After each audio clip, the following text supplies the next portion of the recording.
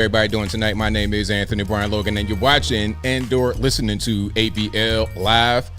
Thank y'all for joining me tonight. You could be almost anywhere in the world, but you're right here with me live on the show, and I appreciate y'all for that. We got a whole lot going on all over the internet, all over mainstream media, social media, everywhere, and I don't know where to start. First of all, promises made, promises kept. Promises made, promises kept. We're going to get the wall built up.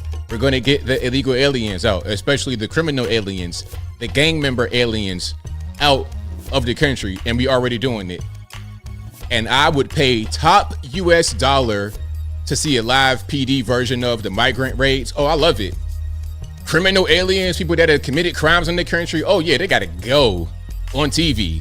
We'll talk about that a little bit more a little bit later. Also, Spirit Airlines now is either enforcing the dress code or having an updated dress code for their passengers. I, for one, think it's a great idea because when I saw Bill Nye the Science Guy, a lookalike of Bill Nye the Science Guy, dressed like Snow White, mixed with Sailor Moon, in TSA in Atlanta, white dude, 85 years old, however old he was, I'm like, okay, that guy cannot be next to me on the plane in 10E. That's just not what's going to happen. We'll talk about that a little bit more a little bit later. Also, speaking about confused people, men who think they're women in women's prisons, that's not going to be a thing anymore. Of course, we've already had male inmates impregnate their cellmate because they're housed with women. We'll talk about all those things and a whole lot more on tonight's episode of ABL Live. And thank y'all again for being here. You guys are the best audience anywhere on these interwebs. If you like what you're hearing so far, if you enjoy the content in general, please give the video a thumbs up, like the video, share the video, do all that good stuff. That'll help me out tremendously. We got a whole lot going on. Oh, there is so much happening. I'm excited for the future. I mean, we already got things going quickly. I mean, it's like it's a breath of fresh air to get things done quickly versus the previous administration where you don't get anything done. You're asking the question, you get in the runaround. They're doing things and they're not telling you anything. They have their own agenda and they will lie to you on television about what they're doing. It's like, well, why don't you just say what the agenda is and how you're going to accomplish it? You run based on one thing, but you do a different thing behind the scenes. Just say what you're doing, let us know, and stop gaslighting us. A lot of normies, they will take whatever you give them. They don't know anything. You could tell them that the moon made of cheese and they'll believe it. That's normies. But we have a lot of very smart people in this country, regardless of how they black, white, Puerto Rican, candy stripe, regardless of their economic background, they're smart people. They got some common sense. So they know when they're watching television, the things you say don't match what's actually happening. It doesn't really, people are tired of being lied to and they want some real action. They say that the migrant crisis was needed because Americans don't want to work. That's what they say. When in reality, there's a lot of places that are overdeveloped without the population to be able to sustain their growth. It's not necessarily about Americans not wanting to work. That could be part of it, but not any more than any other nation. The reality is that they overdeveloped, they're doing too much, they printed too much money, and now you got to bring in the very, very low-cost labor, the migrants, to try and fix the problem. They may have even achieved some of their goals. That's possible. I mean, if they did, I can't tell because you still got very high inflation. But let's say that they did achieve some of their goals to prevent the very high inflation. Well, we got crime and violence as a result. We got crime, we have violence, we have our cities and towns and neighborhoods being taxed because of the revenue drain that these migrants bring. They had to spend $7 billion with a B, $7 billion in New York City alone. Every year they did a study. Congressional Republicans did a study. Every year we spend $450 billion with a B, $450 billion US dollars on the migrants every year, not just from the past 4 years total, every year. So, and it's like, how could we afford this? What if we put some of that money back into Americans? What if we put some of that money back into like education to educate these kids coming up? They know more about LGBTQ, elemental P, identifies as Toucan Sam on the front of the cereal box, identifies that rather than knowing how to read and write. Kids nowadays are struggling to read books in college, even at the top universities. So we got a problem. We should invest more into education and really get our kids on the right track. China, I hate to kind of compare us to China, but we got to just face reality. China are the next big dogs. They are the next America. If we, and you know what can stop them is us. The only way China does not become the next America is if Americans step up. And the way we could do that is by educating our people properly, educating our children properly. How are these kids who are raised so soft without any kind of knowledge going to compete in the world against them over there when they're being educated in a very serious way, in a very specific way from a young age? How are we going to compete? It's impossible. Rather than trying to make these kids feel good and cater to their feelings, like that matters. Who cares about what kids feel? So what? They're kids. They'll get over it. You know what you really got to do about these kids? You have to raise them properly. You have to treat them properly. Treating them properly does not mean catering to their feelings and giving them whatever they want, because kids got to have boundaries. Kids got to be raised up, not just allowed by some of these people to do whatever they want. And that's why when they get to be 18 years old, they're still like little boys and little girls, because they were never given any kind of adversity. They were treated like little princesses, little princes. And over there, they don't do that. Over there, they raise their kids properly for the betterment of their nation, not just for the appeasement of that one child's feelings in that moment.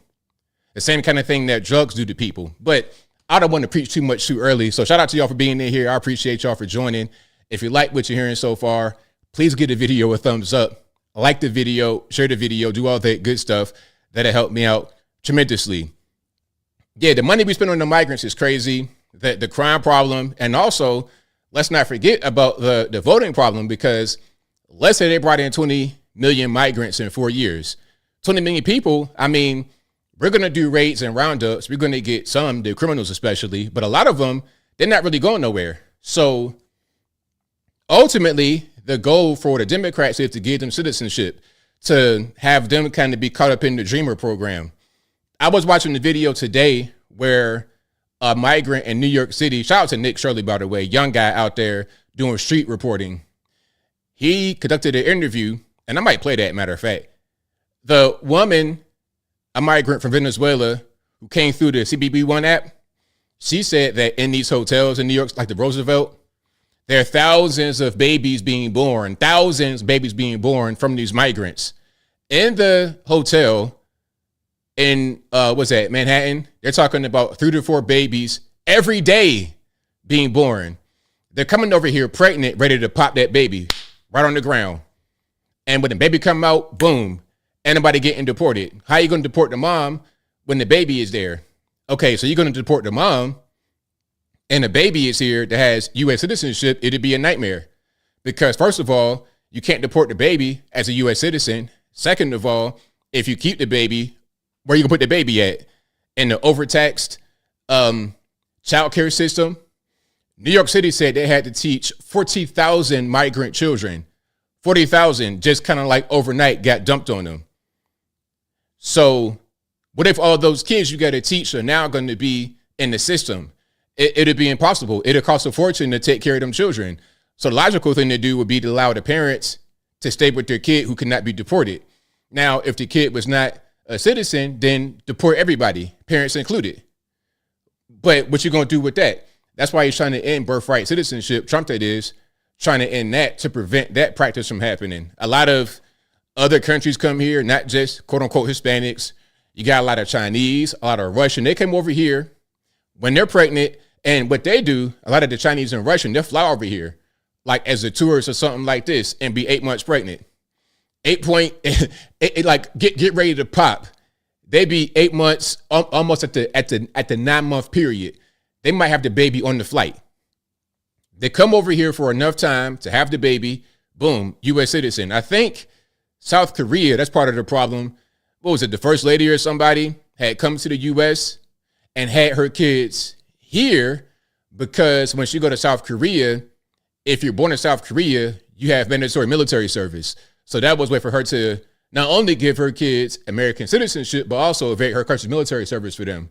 When they get to be 18, they don't got to do that.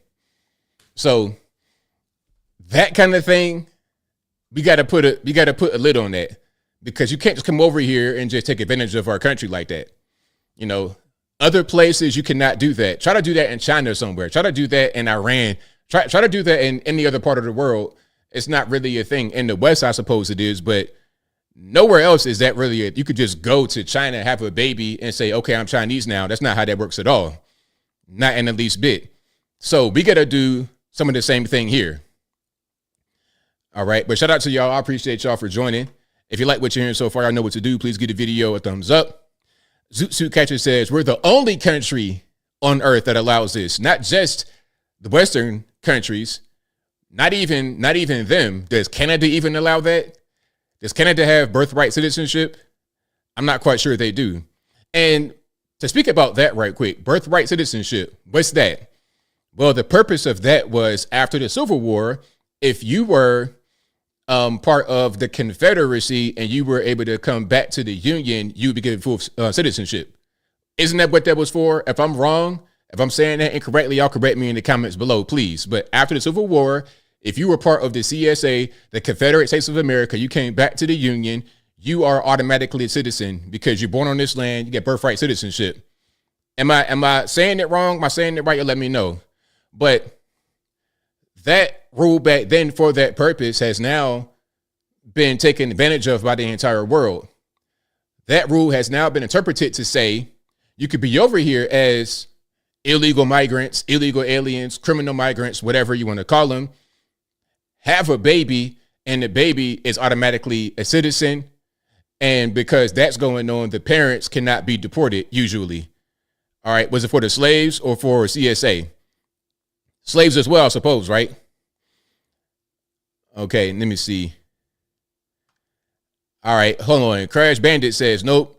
Can you give me the full quote from Senator Jacob M. Howard during the congressional debates on the 14th Amendment, specifically addressing the citizenship clause? Okay. Now, is what he said the absolute spirit of the law, or is it something else? Let me see if I can find that. 14th Amendment. Let's see if we can find it right quick. Summary says, as Howard argued, those privileges or immunities of U.S. citizenship included key liberties enshrined by Bill of Rights. While the original Bill of Rights only applied to abuses by the national government, Howard argued that the 14th Amendment would extend to those protections to cover state abuses. Okay, but let me get the full quote. If it's too long, I ain't going to be able to. Yeah, it's like a whole thing. But ultimately, without getting too deep into the weeds, the law is not being used as it was intended, in my humble opinion. But if I'm wrong, let me know. All right. Yeah, a lot of anchor babies, Kamala. Yep, because both of her parents were they here legally? Did they have green cards? Like, what was their status? And if you're here not as a citizen, but you have legal status, does that give you citizenship rights? At the end of the day, we got to just tighten up the whole immigration system. But the main thing we got to do first is close that border up. And if we could close the border up, that'd be the first. All the smaller things, the H-1Bs, all that kind of stuff, we could do with that in time. But the first things first, get the criminal aliens out and close the border up. That right there would fix a lot of the problems. And people think it's a racial thing. Oh, you hate Mexicans. And for real, it's not even really the Mexicans that's the problem. Mexicans been here. The Guatemalans been here. You see the Guatemalans just minding their business. You see them in Harbor Freight picking up tools.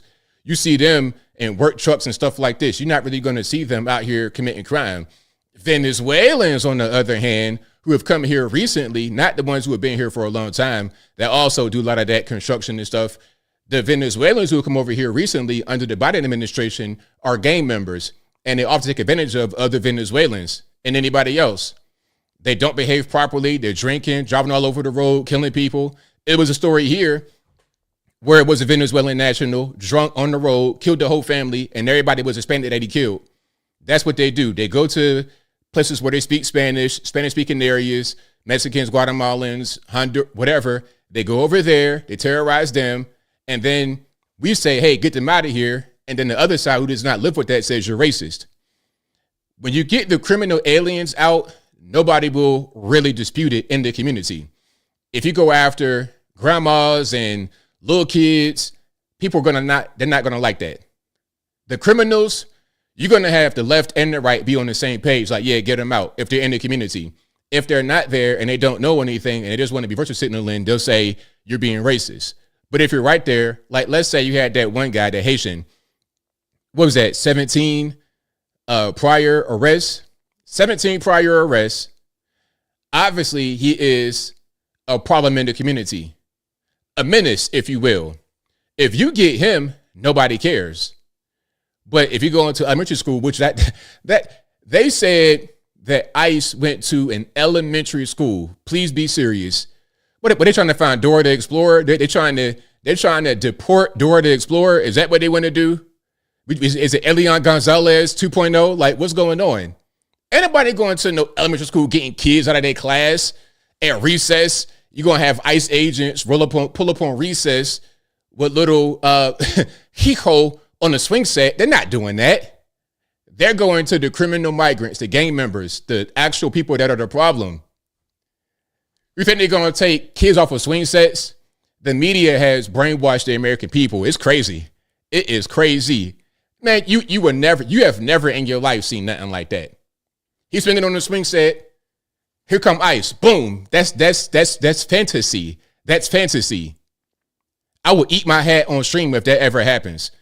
If anybody can send me a video of ICE going to a playground and just snatching up kids and putting them in the if you could show me that video, I will eat this hat with no barbecue sauce or nothing. Just straight up, no preparation, just the way it is right now. It'd be a whole delicacy for me.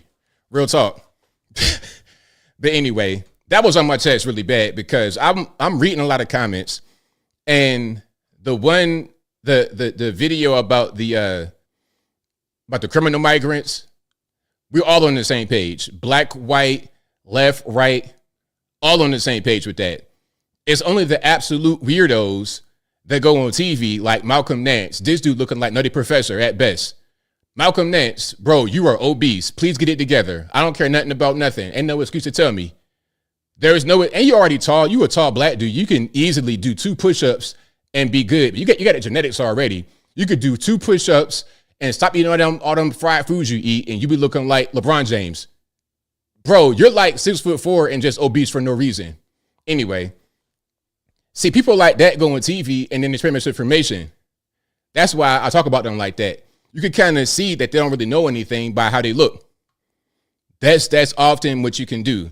You don't got to be drop dead gorgeous or handsome, but you're looking like Nutty Professor right now on television, trying to explain things to me. Explain the weight you see on your scale in the morning. How about that, sir?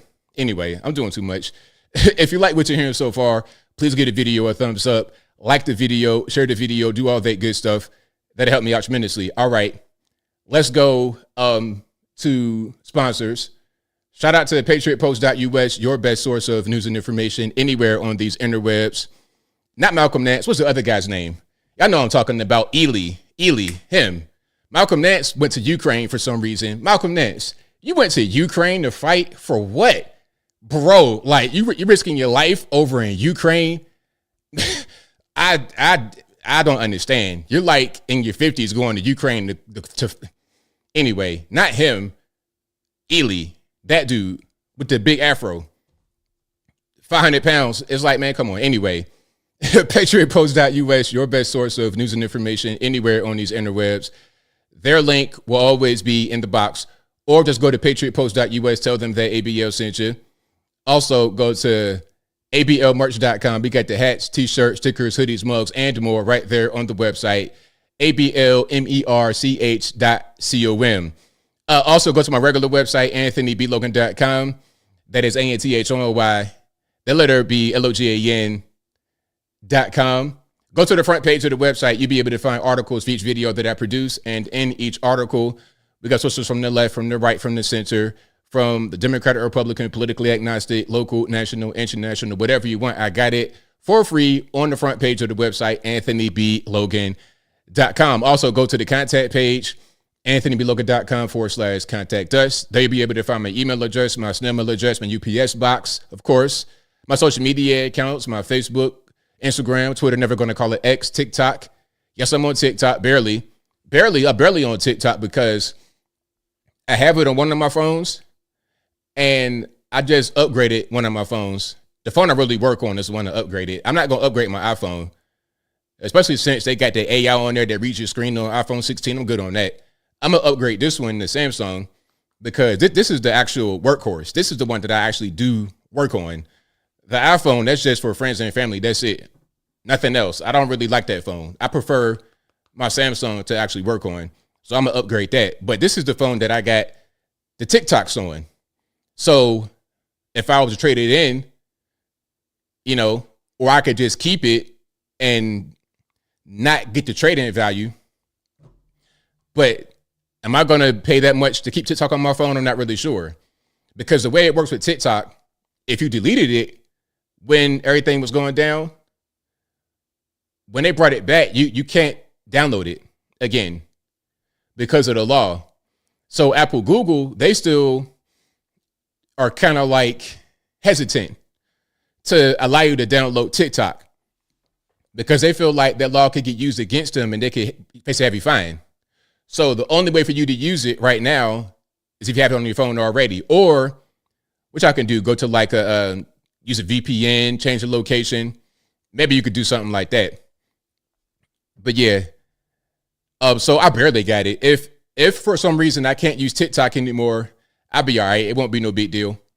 But some people, man, that TikTok being gone is like losing everything. But I saw the whole TikTok thing coming because Trump already has stated in his first presidency that he wanted to ban it for security purposes. The Biden administration said the same thing, and they pursued it. They pursued the actual banning of it, the Biden administration, and they were able to actually get it banned because and the Supreme Court said, yeah. So Trump first, then he rescinded, but Biden said, yes, let's do it, and the Supreme Court agreed. So it was only a matter of time before something like this happened. So for me, I knew it wasn't going to really be a stable platform for a long time, and it's Chinese, so I don't really trust it that much. All right. But yeah, all my links, everything will be on the website. And as I always say, if you think you're talking to me on the internet, you're probably not unless you email me from my website, contact@anthonyblogan.com. The email address is on the actual website. A lot of you guys send me emails. I read a lot of your emails, but I don't always respond. If you're ever talking to me, it'll be through that email, nothing else. If you get a contact talking about, I want to help you get some Bitcoin or foreign exchange, it's just not me. Please don't get scammed. It's 2025. We don't have time for that. Okay. We do not have time for that at all. All right. Hold on. Scott E says, hey, did you see Trump sign 2 crypto EOs this week? Check out XRP, HBAR, ADA, XLM, FIL. Those are all American cryptos, not financial advice. I'll check it out. I'll check out some of the crypto. I'm just kind of skeptical about crypto. I don't really see the value personally. I prefer stocks. I've made money in stocks, and I feel like stocks are a more serious thing because with crypto, I feel like a lot of it is just fueled by confidence. I mean, maybe I'm wrong. Like I said, I don't know about crypto really, but from what I do know, having invested some money, I know that stocks for me are the easier thing to do. I can get a really high return on my investment. It's more stable, especially blue chips and stuff like this is easy. I prefer to do that. I prefer stocks over real estate and crypto, but maybe I'm wrong. And I've always recommended Robinhood. I know Robinhood had some issues back in the day, but Robinhood is really I've made a lot of money on Robinhood. I still suggest Robinhood. It's still a good app to use. It's easy. There's other apps to use if you don't feel like Robinhood is a good company. But trust me, stocks, if you want to invest, that's where you really want to be, in my opinion. But maybe the crypto guys know more than me. I don't claim to have, just omnipotent knowledge like that. All right. Hold on. David says, I don't trust crypto that much. I only have a very small amount invested into it. Yeah, I have some in crypto. It's all gambling. Yes, that's right. Amazing disgrace. It's all gambling to a certain extent, but I feel more comfortable in something that's stable like stocks versus crypto, which can be highly unstable. That's all that it is. Stability. I'm not necessarily worried about the gambling factor. I know you could lose. You can win and lose in that market, but stocks, it'll give you a higher chance of succeeding, in my opinion. Yeah, hold on. Phoenix on Molokai, says invest in Home Depot after the LA fires. Of course. Yeah, anytime something happens, some kind of natural disaster, or if you can kind of see it coming, you could get that stock early. Think about things people need before it happens. Now, some say that's like unethical. You betting on misfortune, but I mean, hey, sometimes it's not like you make the disaster happen. You're not trying to set a wildfire to make money off it, but you can see they've not trimmed their brush. They have no water in the reservoir. You can see that it's a ticking time bomb. These companies make bets all the time, which is why the insurance companies in California, they were starting to cancel coverage before the wildfires happened because they saw it coming. They cancel your coverage or they jack it up real high because they saw that it was going to happen. Florida, same thing. A lot of people, and you're moving into flood-prone areas. So look, you moving into the center of the state where you really shouldn't be living, flood-prone areas, wetlands, lowlands. You get a Hurricane Milton coming through, it's a wrap. So they may not want to really insure you in that area. So what are you going to do? You can't really live everywhere unless you want to pay very high insurance rates. And if you just, hey, if you want to be up in the hills in California, fire is going to be part of your risk. It's beautiful, beautiful scenery, but it's dangerous. It is what it is. That's all. So personally, me, Southern California, I couldn't do it. Too much of a risk. And the thing is, the risk can be reduced by competent government. But since they have an incompetent government that's focused on diversity and things of this nature, my thing, look, if you have a so-called diverse police department, a diverse fire department, it's not necessarily a bad thing, but it needs to be a more natural thing. It can't just be, okay, we're going to bring you on just because you're this and that. And I think part of what's happening with California, their diversity is exactly what I was talking about in one of those DEI videos. People think that if you're against DEI measures, that you're against black people getting jobs. For real, diversity does not mean black. It stopped meaning black probably in the 70s when they first said it. Now it's about as long as you're not a straight white male. Anything other than straight white male is considered diverse. In education, anything other than a straight white male or a straight Asian male is considered diverse. Whites and Asians dominate higher education. Harvard, Yale, all these Ivy Leagues, they dominate. So since they're the majority in that space, whites and Asians, when normally Asians are not the majority, but since they're the majority in that space, then they're the ones who are getting discrimination against them to bring in more others. We're going to take in fewer whites, fewer Asians in favor of the blacks and Hispanics. You have to be racist and discriminate against the whites and Asians. That's why DEI is bad. And if you believe in the 1964 Civil Rights Act, DEI initiatives go against the Civil Rights Act. Because what does it say in the act? We're banning discrimination based on color, gender, religion. If you bring in DEI, and ultimately you got to have diversity quotas, basically, unofficial, official, it doesn't matter. If that is what it boils down to, that is called discrimination. You see, that's ultimately what it is. So that's why those things have been removed. All right. But yeah, shout out to everybody. I appreciate y'all for being here. And also shout out to Trump for going to North Carolina. Hey, whenever I can speak North Carolina, I try to, because North Carolina, in many ways, people forgot about them. I didn't always talk about them, but they're still out there. It's still a problem because the flood that hit that area, Asheville, it was devastating. Whole communities wiped away. So that means it's not like a California where your house is gone. It's not like that. Your house, your job, everything is gone. So it's a bit different. If you lost your house in California and you had a job somewhere else, you're still able to go to your job. But here, that's not an option. And you're already in the area that's not super rich to begin with. Let's check it out. This is Trump pulling up in the motorcade.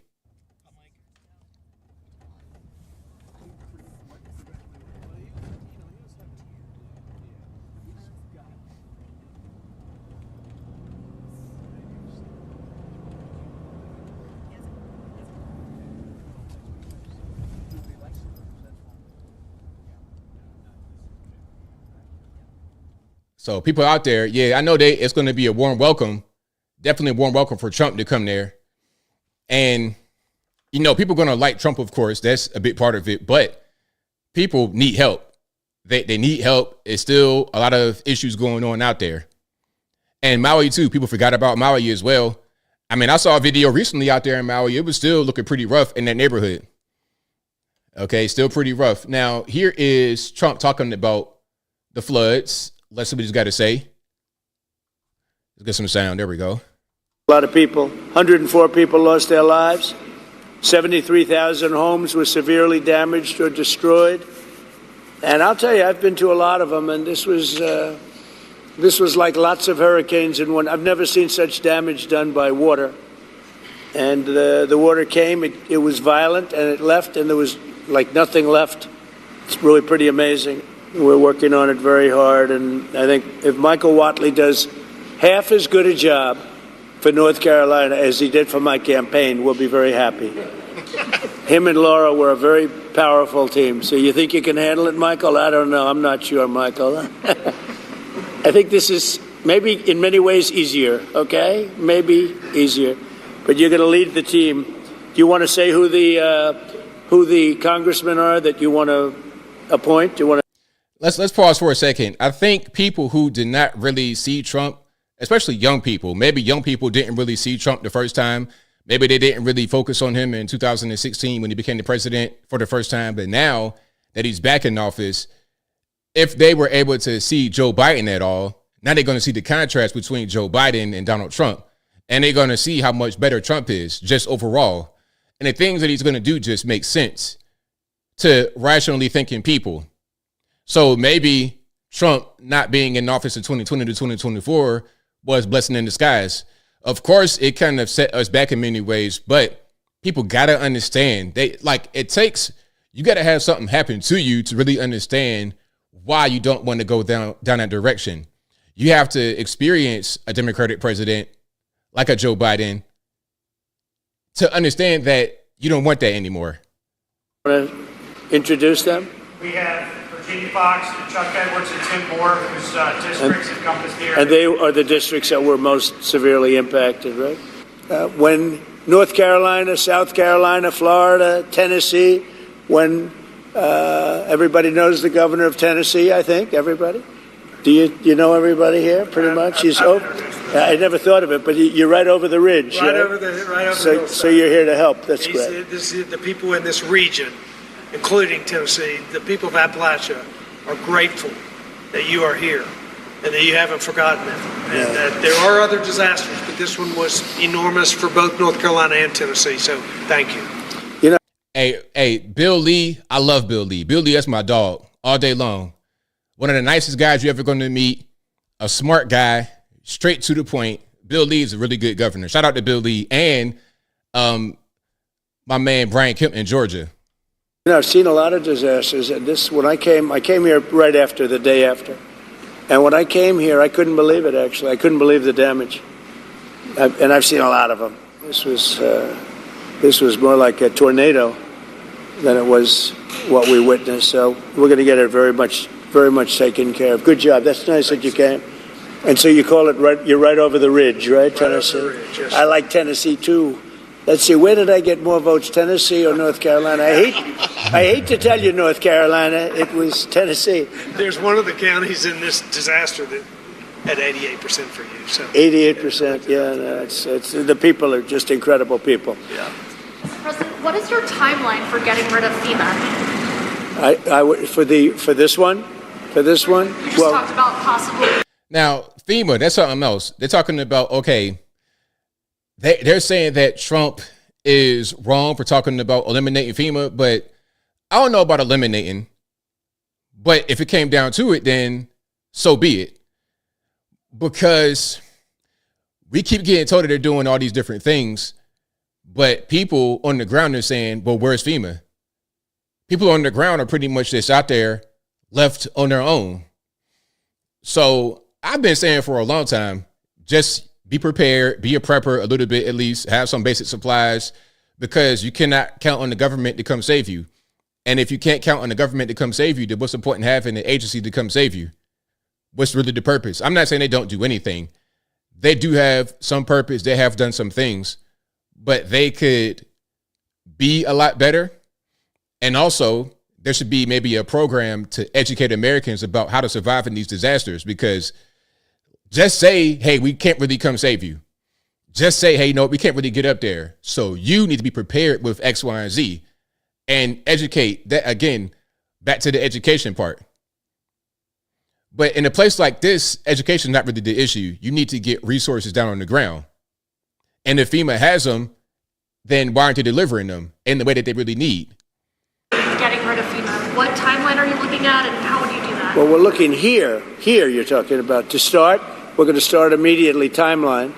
And to finish, it's going to be a period of time. You know, people are also rebuilding their houses. How long does it take to build a house, right? It takes some time. And I want them to build houses bigger, better, nicer than they had before, so they can have, at least they get something out of this disaster. This was a real disaster. No, timeline will be fast. In terms of infrastructure, I think very fast. I want to thank Elon, because Elon was able to get us communication systems, as you know, Starlink. We had no communication. The first day I got here, I was asked by one of the people, one of the really great representatives, professionals, that is there any way you could get Starlink here, because they had no communication whatsoever. And I called up Elon Musk, and he had, hundreds of units brought here, brought immediately. And it's hard to get. They couldn't get them before. So he did that when he was not even the president. This was during the time of the disaster happening. So this is before he actually got inaugurated, obviously. He was making things happen for the American people, even while not being the president. So that's crazy, where a citizen can do that, but the sitting president at the time, Joe Biden, couldn't do it. And that made a lot of difference. I think it saved a lot of lives, actually. Yeah. Infrastructure-wise, we'll do it quickly. All right, so there we go. So shout out to my main man Trump out there in North Carolina making things happen. And shout out to Alex Jones. Alex Jones looks good. I've seen him recently, losing weight. It's like, okay, Alex, everybody want to get on the fitness craze. Yeah, I definitely say you got to get fit. If nothing else told you about getting fit, it was COVID-19. Who did it impact? People that are super obese and people that are very elderly. So if you're elderly, you got to take care of yourself a lot too as well. But if you're a young person and you like 800 pounds, you just a sitting duck at that point. They're trying to, and somebody might say that the virus was created to kill you off. But let's look at Alex Jones right here. Thin, looking real thin. I think he said he lost 30, 40 pounds, something like this. So shout out to Alex Jones. All right. But if you like what you're hearing so far, please give the video a thumbs up. No bit backs, man. You're gonna be bit back free in 2025. No bit backs. Bit backs off the menu. All right, let's hear from people out there in North Carolina, Tennessee, Appalachia. Shout out to my Appalachian brothers and sisters. Okay, I don't care what color they are. They're still my brothers and sisters. Let's hear from them a little bit.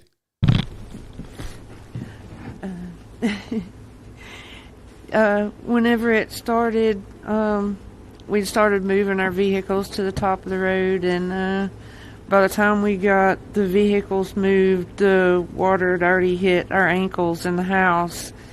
And so I grabbed my purse and my little pug dog, and my husband grabbed the dog food and put it in a trash bag, and by the time we got out into the driveway, it was already waist deep, and there was sticks and that kind of thing.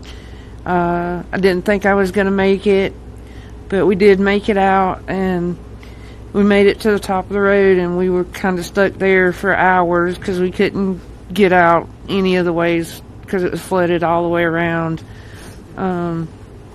It took us hours, and we sat there, and finally it receded enough to where we could actually get out. It was probably close to midnight, and it started 5, 6 o'clock in the morning. Now, this is a thing that Trump does that everyone should do. You got to talk to the people in a serious way. Be there, talk to them, understand what they need, and figure out the best, most efficient way to get them what they need to fix the problem. Okay, but one of the main things, you have to talk to the people. Be a man of the people. We just lost everything that we had. Didn't even have a brush for 3 days. going on? Thank you. Okay, good. Would you like to say something with that beautiful baby? So, hey. Yeah, so when the hurricane storms hit North Carolina, hit our home, my daughter and my wife and I were actually out of town. But unfortunately, my dad was still at home and my mother was staying at our house with our animals. And the waters got so high that it actually lifted between that and the tornado that came through, or microburst is what they've been calling them, and lifted his home and the house that I grew up in and crashed it into our barn. It took away his business. It took away all of our tools and tractors and everything needed to keep the farm going. I've experienced microbursts before. Now, when I had a microburst experience, it wasn't. I don't think it was a tornado. Maybe they're lying to us. In Virginia, we started getting them a lot, microbursts. But these are, okay, you could be just outside driving, whatever. You just outside, all of a sudden, boom, it's raining real hard. It's raining. It's really windy. If you're driving, man, God bless you, because you're not going to be able to see. One time I was in Virginia, probably maybe about 2 or 3 years ago, and I'm going over the high-rise bridge. If you know about the high-rise bridge, you already know. It's kind of scary if you get up there and you got wind and rain and whatnot. But anyway, I'm on the high-rise, and as I come down off the high-rise bridge, the microburst is there. I can barely see in front of me. The rain is raining very hard, and the wind is going to whip your car around. And on that high-rise bridge, you got the steel gate, so your tires is moving. It's scary. But as I come down off the off-ramp, it's 4 cars lined up, all crashed because of the microburst. Because right when I came down off the off-ramp, it kind of had died down a little bit, but it was still bad. So I can see 4 cars right where I was just at driving, but I had gotten over. So, yeah, man, it's no joke. The microburst. So if they had that out there, that's a very, very scary weather pattern. And my mother was trapped in the house, and there was no way to escape because the water got so high. The only thing she could do was ride it out and wait till the waters came down. So we've been doing a little bit of battling with our insurance. Somebody said the high rise ain't all that. The high rise, now, if it's raining, if you got a microburst and it's dark and you can't see, the high rise is very scary. Absolutely. Just going over it normally is not really a big thing. But in the weather, if you got bad weather, because obviously it is a thing because you saw a whole pile up right at the bottom of it. And FEMA, we did have proper insurance with flood insurance and homeowners insurance. But since we had proper insurance, FEMA's not been able to assist us with a whole lot of things. And again, we've been having some issues with trying to get some payout for our insurance in a timely manner. Now, a lot of the insurance companies are going to struggle. Insurance is going to struggle because there's so much going on and they're not really able to pay.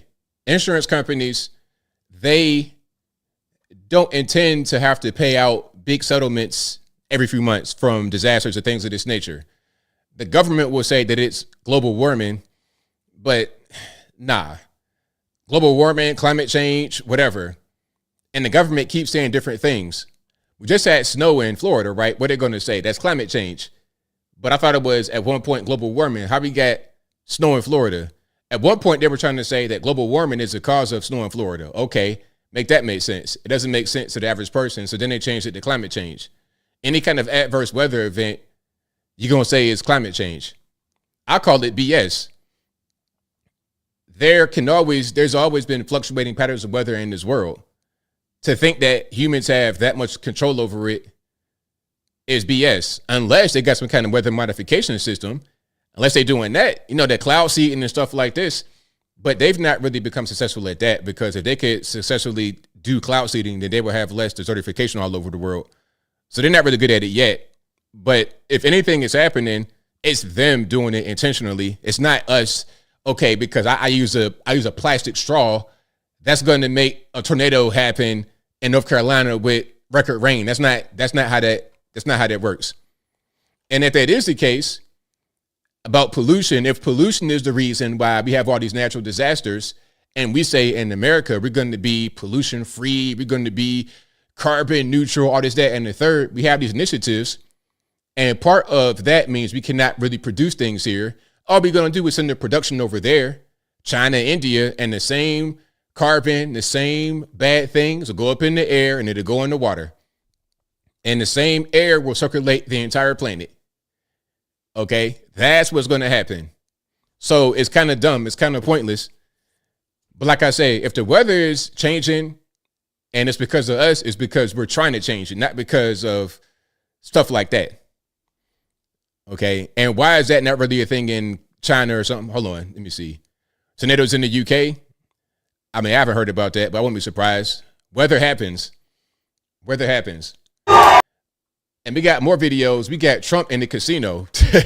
Like, I don't know how they did that. I don't know how did they screen everybody in the casino, but Trump's in the casino.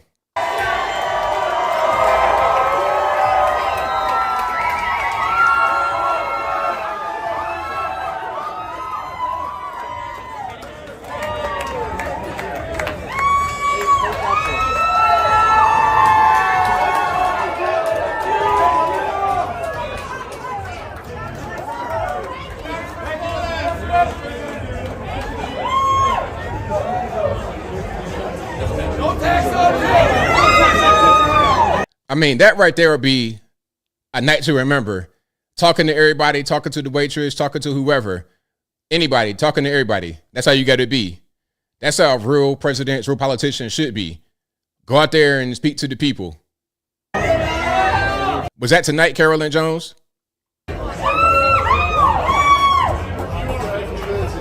I'll tell you what, if I'm in the casino and Trump just happened to show up while I'm in there, I'm going to bet everything on everything because I'm feeling lucky tonight. Hey, put my house on black. No, I'm just playing. Hey, gamble responsibly, please.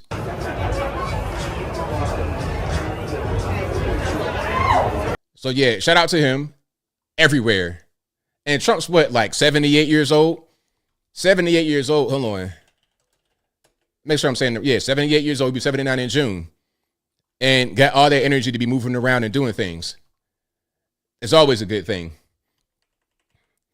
All right, now, I want to show you this alert that came across my timeline, and I just want to talk about it right quick because some are not going to like this, some are going to like this. Now, look, this comes from FBI Albany, verified account.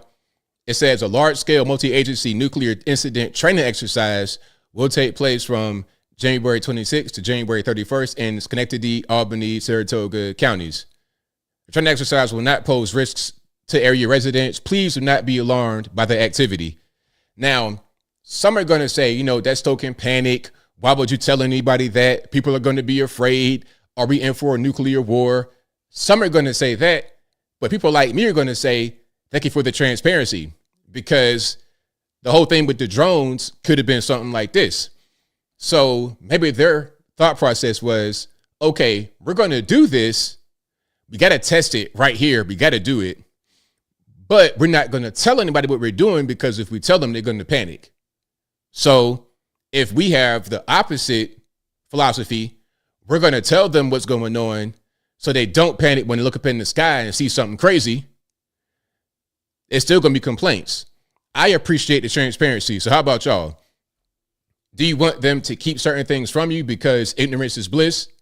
Or do you want to know what's going on? Okay, they're doing an exercise. They're doing some kind of training from this day to this day. Like, what's going on? What do y'all think? Richard Smith says a microburst can take down a jet. I'm telling you, the microburst ain't no joke. I was on the road with a microburst. It was a pileup, like cars. It was like toy cars all over the place. It was crazy. It was totally nuts. But I think, like I said, transparency, that's the way you want to go. Tell me what's going on. Be all the way real, be all the way honest. Don't lie to me in the media. Don't gaslight me, especially when I can obviously tell that it's a lie. Why would you do that? Because now I'm insulted. And when you tell obvious lies like that in the mainstream media, I'm not going to believe anything. I think everything you say is a lie. That's why I don't watch TV at all. No TV, because it's all BS. All right. Now, we still got the Patriot Front the Patriot Front guys. Now, how you feel about the Patriot Front? Y'all think they are feds or what?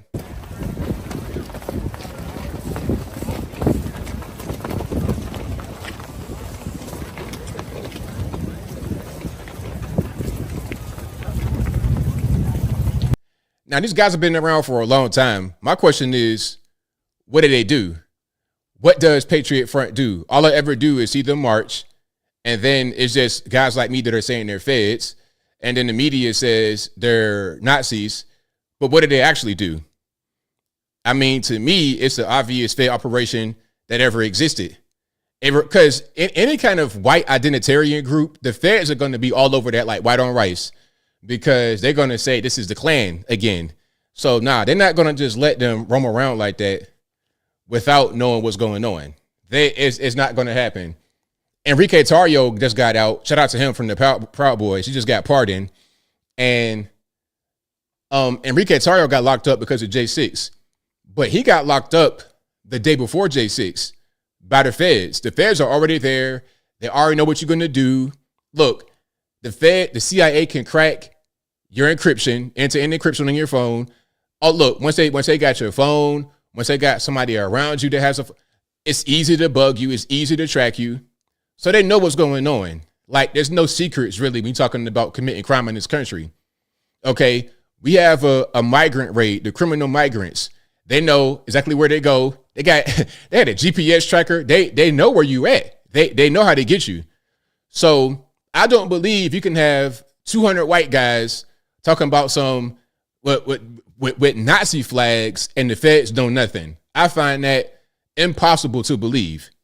If you believe that, like I say, man, I got a whole big oasis. I got an ocean in Phoenix, Arizona to sell you right now if you believe that. It's just, it doesn't make any sense. And if it doesn't make sense, it's probably not true. But maybe I'm wrong. Maybe I don't know anything. They can just exist. Gretchen Whitmer, to go back to that, what was it, like 20-something guys that were caught up in the case trying to kidnap her, but out of the 18 were either federal agents or federal informants. It was so many feds in the case, they dropped it because nobody was going to do anything to her other than the feds. That's why I look at Patriot Front like that. All right. So once Larry Ellison talking about mRNA vaccines with AI and whatnot. How you feel about AI? Are you guys fans of AI? Do you use AI? Do you guys speak to ChatGPT and stuff like this? I'm going to tell you, I don't use any AI tools. Not that way. I don't use AI tools. How can I say it? I don't use AI tools to enhance me.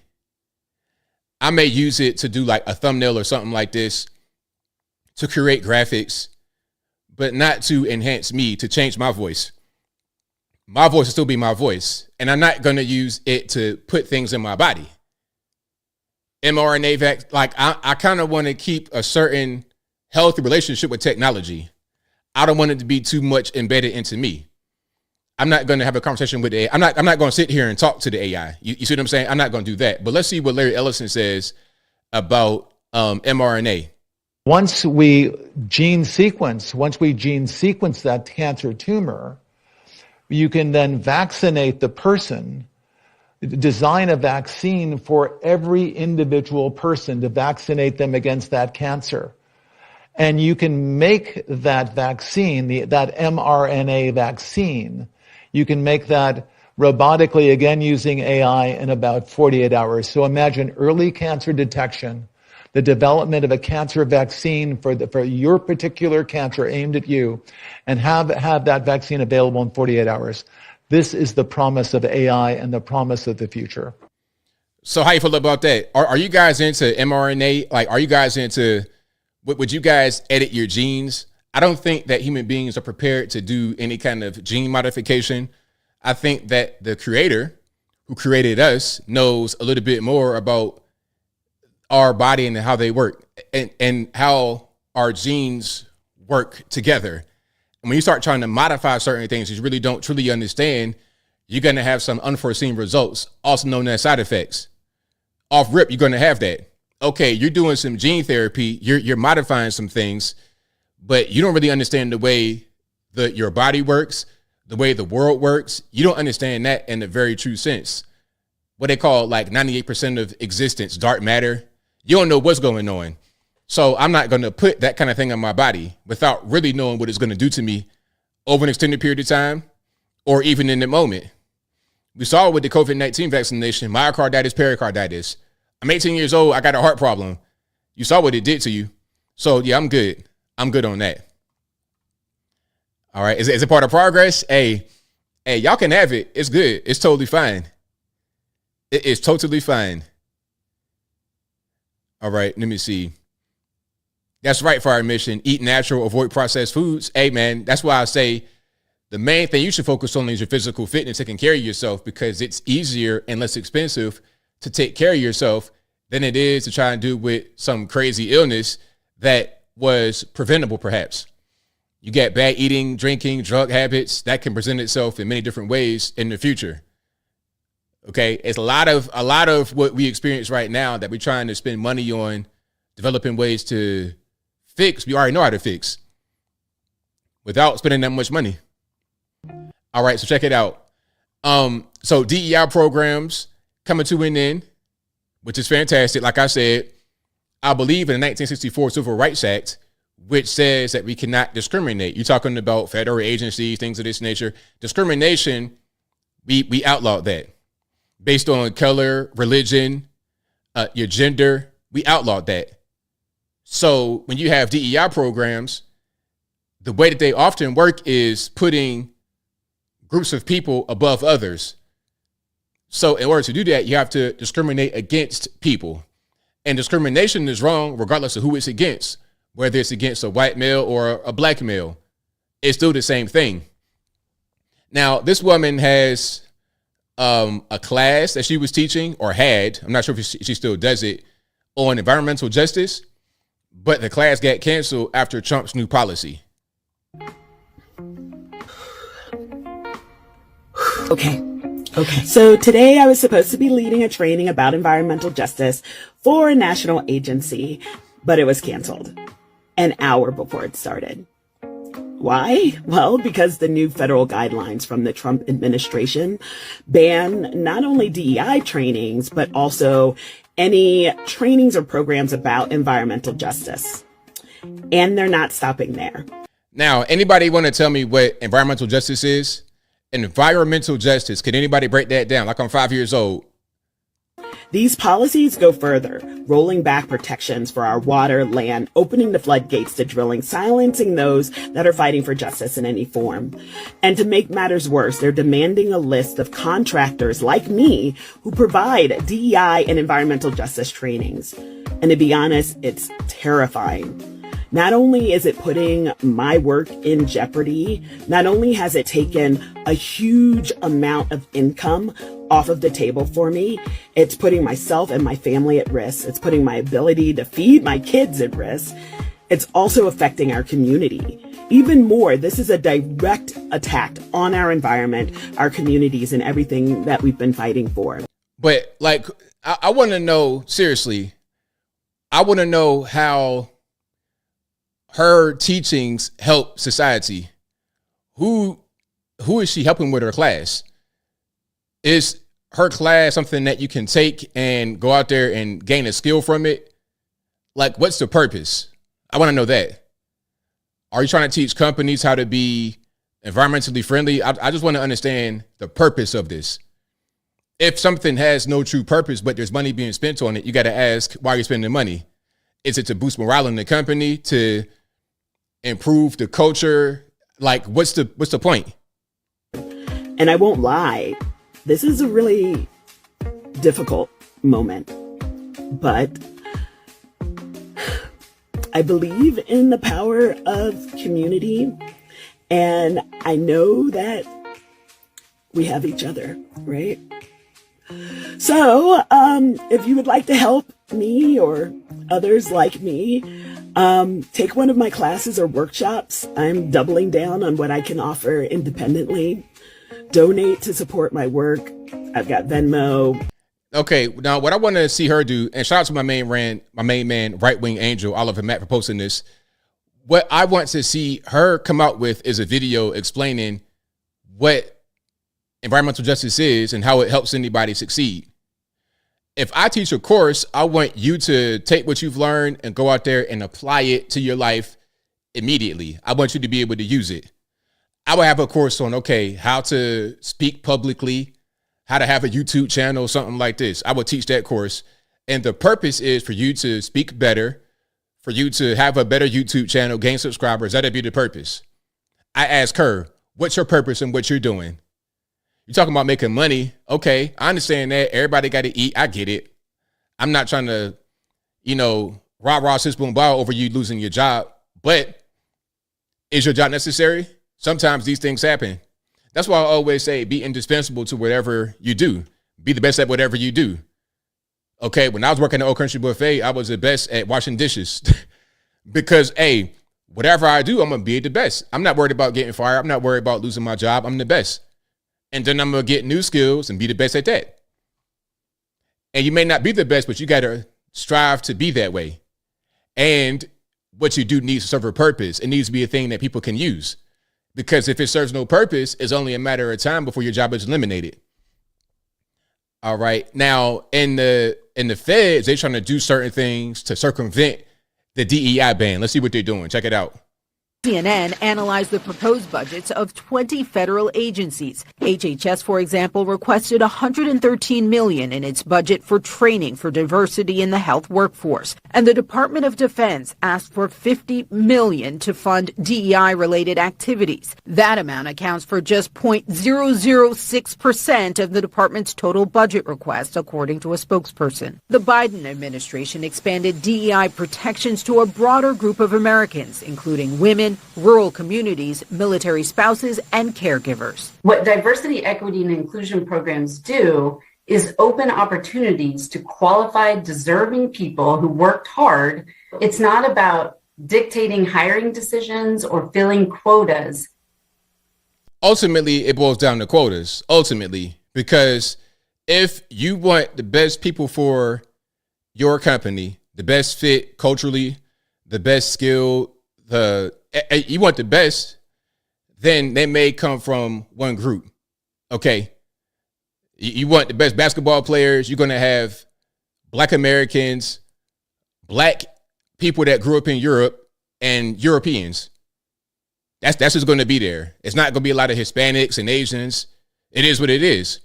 Now, if for some reason all of a sudden you got a bunch of, 4'11" Hispanics playing basketball in the NBA, you understand why. It's because they did that to just try and bring them in for no other reason. Now, if you were hiring the best of the best, then it shouldn't matter what their color is. You shouldn't need a DEI program to get the best of the best. Your DEI programs ultimately are going to require the best people, or how can I say this? The bottom of the best are going to be removed in favor of the bottom of the bottom, or people that are just a little bit below that. Not the bottom of the bottom, but a little bit below that. So here's your group of people that are just qualified, right? Here's your group that are really qualified. This piece at the bottom are going to be removed, and then the ones who are a little bit below them are going to be put in that place. And you're going to tax the top to compensate for the work that the bottom is not doing, because the bottom has decreased in quality. And the focus shouldn't be on trying to get people in there of a certain color. Again, it goes back to education in the country. Let's educate everybody properly and educate them, meet them where they are. Meet them where they are. Like I said before, if you got these communities where the kids cannot read about a third grade, hey, put them in some kind of trade school or something right then. There's no sense in having them go throughout school, not being able to read, just keep getting pushed through, learning nothing. And then when they get out there in the workforce, they might even go to college, but they are behind everyone. They're a step behind everyone. I experienced this when I was a little kid. So listen, my parents are kind of like African parents. They were very serious about education, very, very serious about education. They ain't play no games. So by the time I'm in kindergarten, I'm ahead of everybody in the class. A lot of these kids, when they go to kindergarten, can't read at all. They have zero skills. They can't tie their shoes. They can't count to 10. They can't even spell their own name by kindergarten. Kindergarten, I had all of that. I had all those skills. It was easy to get straight A's because I was advanced as a little kid. And you have to be that way to continue to have that distance between yourself and those who are not as educated as you are. If you don't ever have that gap, it's hard to keep up with everybody who also has that gap. Does it make any sense? I mean, you can't stay at this low level of education and improve. DEI, all these programs are not going to help you. It's not going to help you. You have to do better from the very beginning. All these programs in many ways are just there to give you something to do, but it's not necessary for the company to go forward. Let me finish right here. And while we don't know exactly how many of these federal employees will be impacted by today's actions, what we can say is that the actions that we are seeing by the Trump administration here to roll back all DEI will certainly reverberate into communities throughout the country when you talk about taking away grants and policy programs that benefit many of these underserved communities. One other note on this issue of them asking for call outs for people within these agencies who may have information on federal employees who may have been disguising certain DEI initiatives. We should note CNN reported just last week that there were federal employees within these agencies working to quietly edit job descriptions and policy descriptions because they feared this very day would come, Wolf. All right, Renee. So there we go. So people, I don't know, people acting like some kind of attack on black people, man. But black folks, you just got to do better. You got to improve, man. Do as the Nigerians do. They come over here and they work hard. They get educated. They become doctors. Everybody got a doctor out of Wale or something like this. They come over here and they grind. They go hard. I know I always poke fun of Nigerians for being scammers or whatever. I'm just playing. They know I'm playing. I know a lot of Nigerian people. They're very hardworking. Their parents are dead serious. They don't play no games. They're not involved in a lot of the destructive culture we have over here. A lot as African Americans, they only get involved with it to the point where it creates conflict between them and us because some of us feel like they looking down on us, but really they're just trying to come over here and do right. They don't have time for your for your complaining.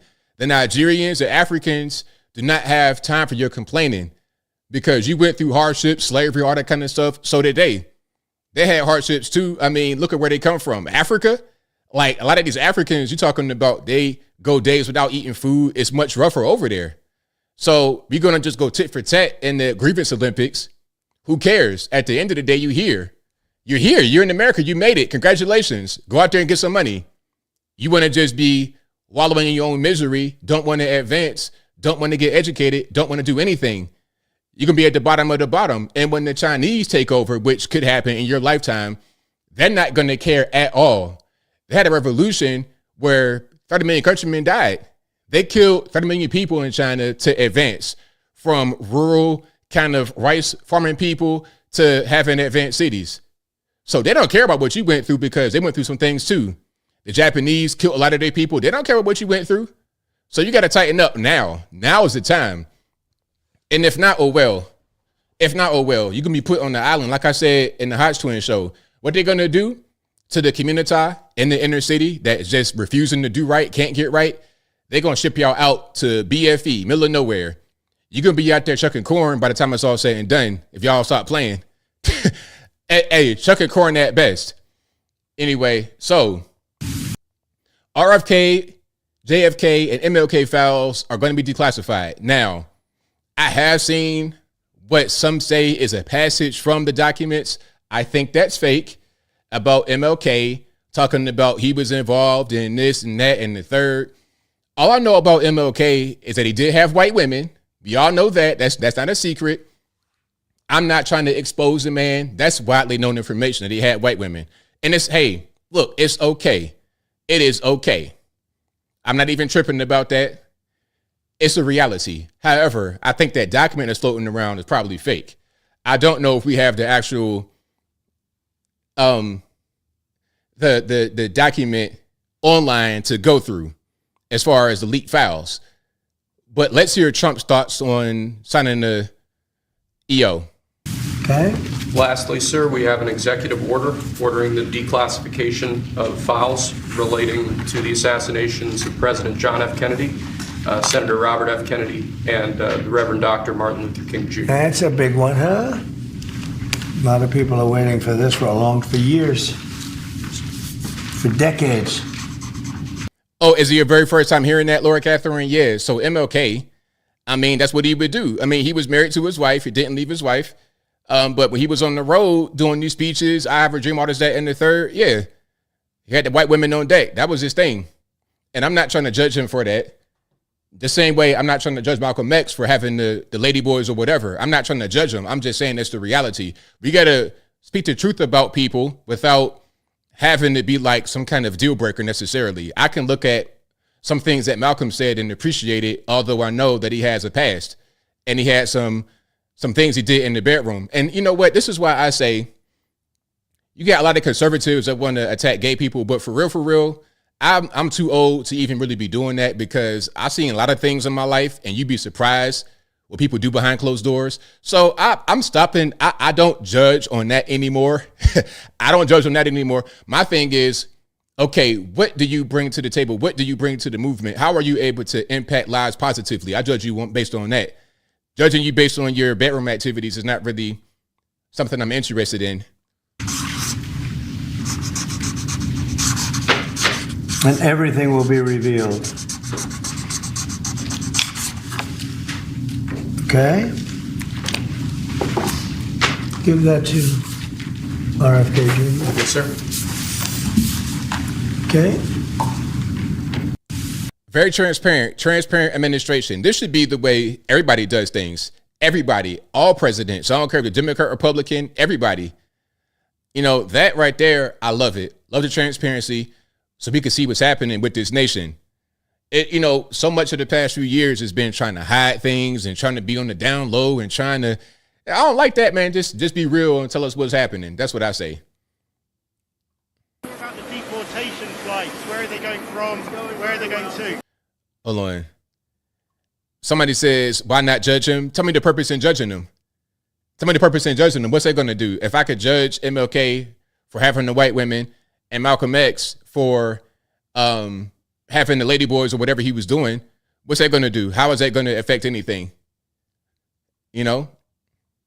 What about the deportation flights? Where are they going from? Where are they going to? Deportation's going very well. We're getting the bad, hard criminals out. These are murderers. These are people that have been as bad as you get, as bad as anybody you've seen. We're taking them out first. Thank you. Thank you. All right, so there we go. Talking about getting the migrants up out of here. 100%. Oh, and somebody says, how about cheating on your wife? Is that okay? Well, I don't know what I don't know what kind of arrangement they had. I don't know nothing about that. I mean, you'll never know, because back then, marriages are pretty solid. They were rock solid. Cheating didn't necessarily end the marriage. So if their wives are cool with it, I'm cool with it. Look at Magic Johnson. Magic Johnson obviously cheated on his wife, and she been there the whole time. She ain't go nowhere. Okay, she ain't go nowhere. So look, if they cool with it, I'm not saying I approve of what they did, but the wife did apparently. So who am I to say that she's wrong for saying it's okay? That's her decision to make. Now we got a raid out here in Boston. Again, if I could get a live PD version of this, put that right into my veins. Right into my veins. I need it. This is a Boston raid of some migrants, criminal aliens. This afternoon, NBC 10 saw multiple unmarked SUVs here. 5 people, some wearing vests that said police federal agents on the back, went inside one of the apartment buildings. 2 agents waited outside. 1 person taken into custody that we saw. Whether this is connected to President Trump's effort to root out illegal immigrants, something he has promised to do, is unknown. We also saw federal agents at a building on Lexington Street, also here in East Boston. A witness there told us she saw 1 person arrested. There's roughly 11 million undocumented people around the country. President Trump has said the priority is finding and deporting those with criminal backgrounds. You heard it right there. Trump's been saying the same thing throughout the entire campaign. The news media are reporting it accurately. Local news especially. That's why I always say local news is better than national news. Local news is less likely to put their own spin on stories. They're more likely to report it as it's happening without political bias one way or the other. Local news, a lot of times it's good. Sometimes in big markets, it could be kind of weird. New York, LA, Boston, maybe. But Boston, they call it straight right here. Okay. But 11 million, probably more like 20 million in the country illegally under the Biden administration. But bare minimum, 11 million people. And they're not necessarily spread out all over the country. I mean, they are, but they aren't. They're not they're not evenly spread. A lot of them are in New York. A lot of them in Denver, Colorado, that area. They go to certain hotspots a lot and keep that population really high with the migrants, which is going to be a problem for the people that live there. Crime going to go up. Your life is going to be a little bit different. It's going to be a problem. So they all got to go. So, and this is what they call La Migra out there in San Bernardino, IE, California, Inland Empire.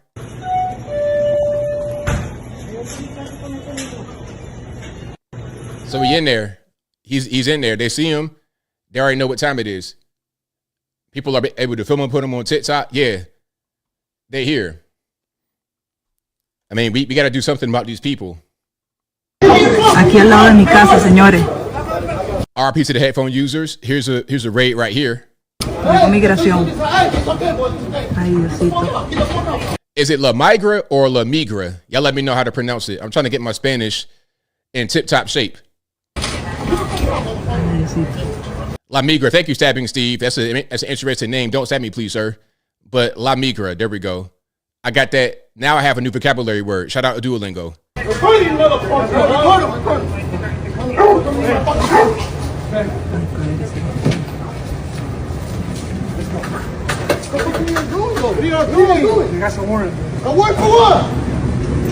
Gotta get up out of here, man. You got a warrant. Gotta go. Yeah.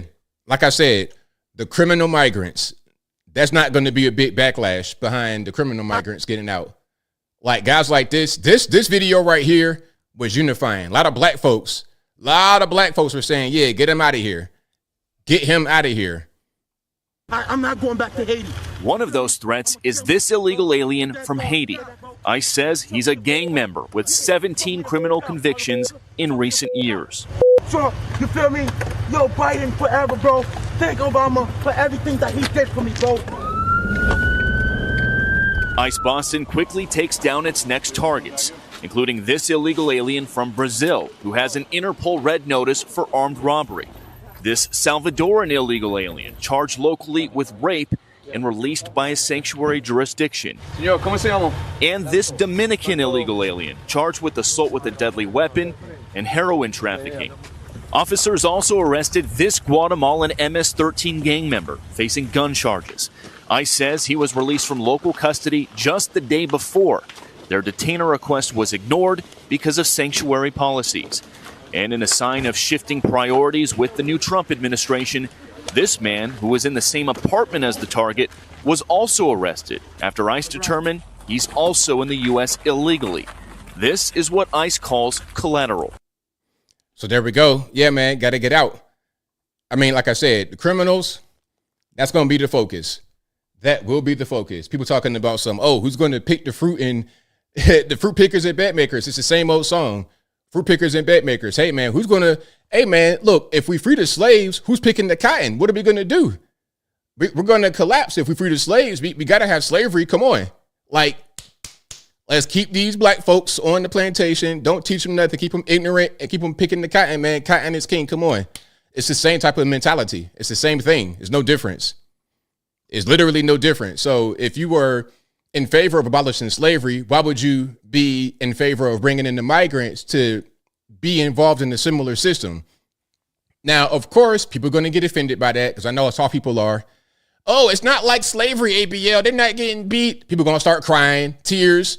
I understand. But look, I'm not saying it's going to be the same thing as chattel slavery in 1793. It's not like that. But it's the same mentality. Trying to get labor for the lowest amount possible. Okay. And having a class of people that they just do that. That's what they want them for, is to be in a low class. Okay. At one point, it was Negro. Now it's migrant. It's the same thing. So if you are against that, what we went through, then you should be against what they're trying to do here with the migrants. But anyway, let's keep on rocking.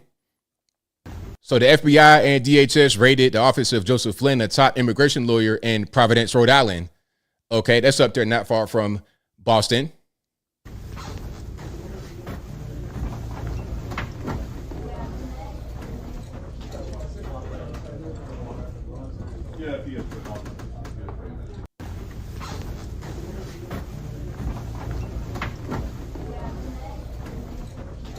I love it.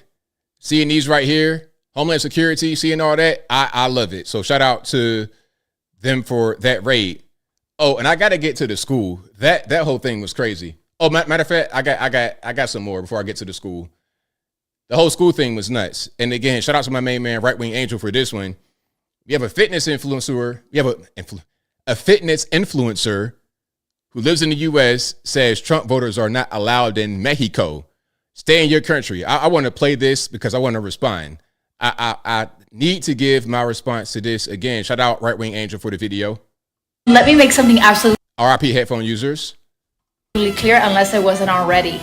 If you voted for Trump, you are not allowed in Mexico. You are not allowed in Cabos, Cancun, Puerto Vallarta, Aguascalientes, none of that. Guess what, baby? That's all in Mexico. You don't like us, we don't like you. Don't go there. Stay in your country. Figure it out. Vacation, I don't know, maybe Nebraska perhaps. One of the red states that you love so much. Stay there. Don't have margaritas, don't have tequila, no tacos, no enchiladas, none of that for you. Stick to what you know. Maybe a burger, perhaps, no cheese. And let me make something absolutely clear unless it wasn't already. If you voted for Trump, you are not allowed in Mexico. So, okay, I want to respond. Now, shout out to her. Why can't we go to Mexico? I don't hate Mexicans. Shout out to the Mexicans. Mexican people always been cool to me. It's not about Mexicans, like I said, because you got the whole world coming here from all over the world. They said they caught 400,000 people one time for 190 different countries. It's not even about Mexicans. It's about the entire world and the criminal migrants. And it's too many people. And taxpayers got to foot the bill to the tune of $450 billion a year. We can't afford it. We can't afford it. And you're talking about tourism going to Cancun. Look, people come to America from all over the world every single day as tourists. They go to New York City, Empire State Building, the Statue of Liberty, Philadelphia, Liberty Bell. They go into Los Angeles when it's not a fire going on because of the incompetent government. They go into the Hollywood sign. They go into Venice Beach. They go into landmarks all over the country. Okay, they go into all the big cities. They're having a good time. But look, we're not trying to say don't come here to visit. We're not trying to say don't immigrate at all. All we're saying is do things legally. If you're going to come visit, do it legally. And when it's time to go, I need you to go. And one more request. Don't commit crime while you're here. I think everybody should want that for your country, Mexican citizens. If you're living in Mexico and you live in somewhere like Cabo, whatever, somewhere near there, okay. Now, wouldn't you want visitors to come visit, spend money, have a good time, behave, and then leave? Wouldn't you want that? Look, I'm from a tourist place in Virginia, of course, Virginia Beach. The tourists are always a problem. And all we say to the tourists, hey, while you're here, don't act a fool and enjoy yourself. That's all we ask. But sometimes they want to act a fool. We had the Greek Fest, right, in the 80s in Virginia Beach. That was tourists that did that. Okay? From all over the country, they came down to the beach, did not know how to act. It's always a tourist. Every single time, it's a problem with the community down the beach, especially in the big way. It's the tourists. We have our own crime issues as well as locals, but the tourists are a lot of times the issue. So every tourist place wants a tourist to enjoy themselves, spend money, but behave and leave when it's time to go. Don't ever say you're welcome. That's not a bad thing. You want that in your country. We want that in our country. Period. So yeah, shout out to her. You just got to understand what's really going on here. Okay, so Rashida Tlaib talking about there's going to be a bill, I suppose, to detain migrants in the U.S. for theft-related crimes. Let's see what she says about this. Is enough. It will separate families. It would lead again to continued discrimination. It's shameful that my colleagues are giving in to racist fear-mongering at the first opportunity to pass legislation to scapegoat our immigrant neighbors and fuel hate in our communities. I know what's going to happen. It won't just be undocumented. It'll be people like my mother who will get stopped and profiled. She have to carry her U.S. passport around? Are we asking people now to have documentation? So is that what we're talking about? Theft-related crimes? You're talking about people that commit crimes. Is your mother a thief? Is that what's going on? I don't think that your mom is a thief. So what you got to worry about? That's what you want to turn our neighborhoods into, is militarization? I yield the gentlelady an additional 30 seconds. Gentlelady is recognized. Is that Raskin? Raskin, where's your hair plugs at? What happened?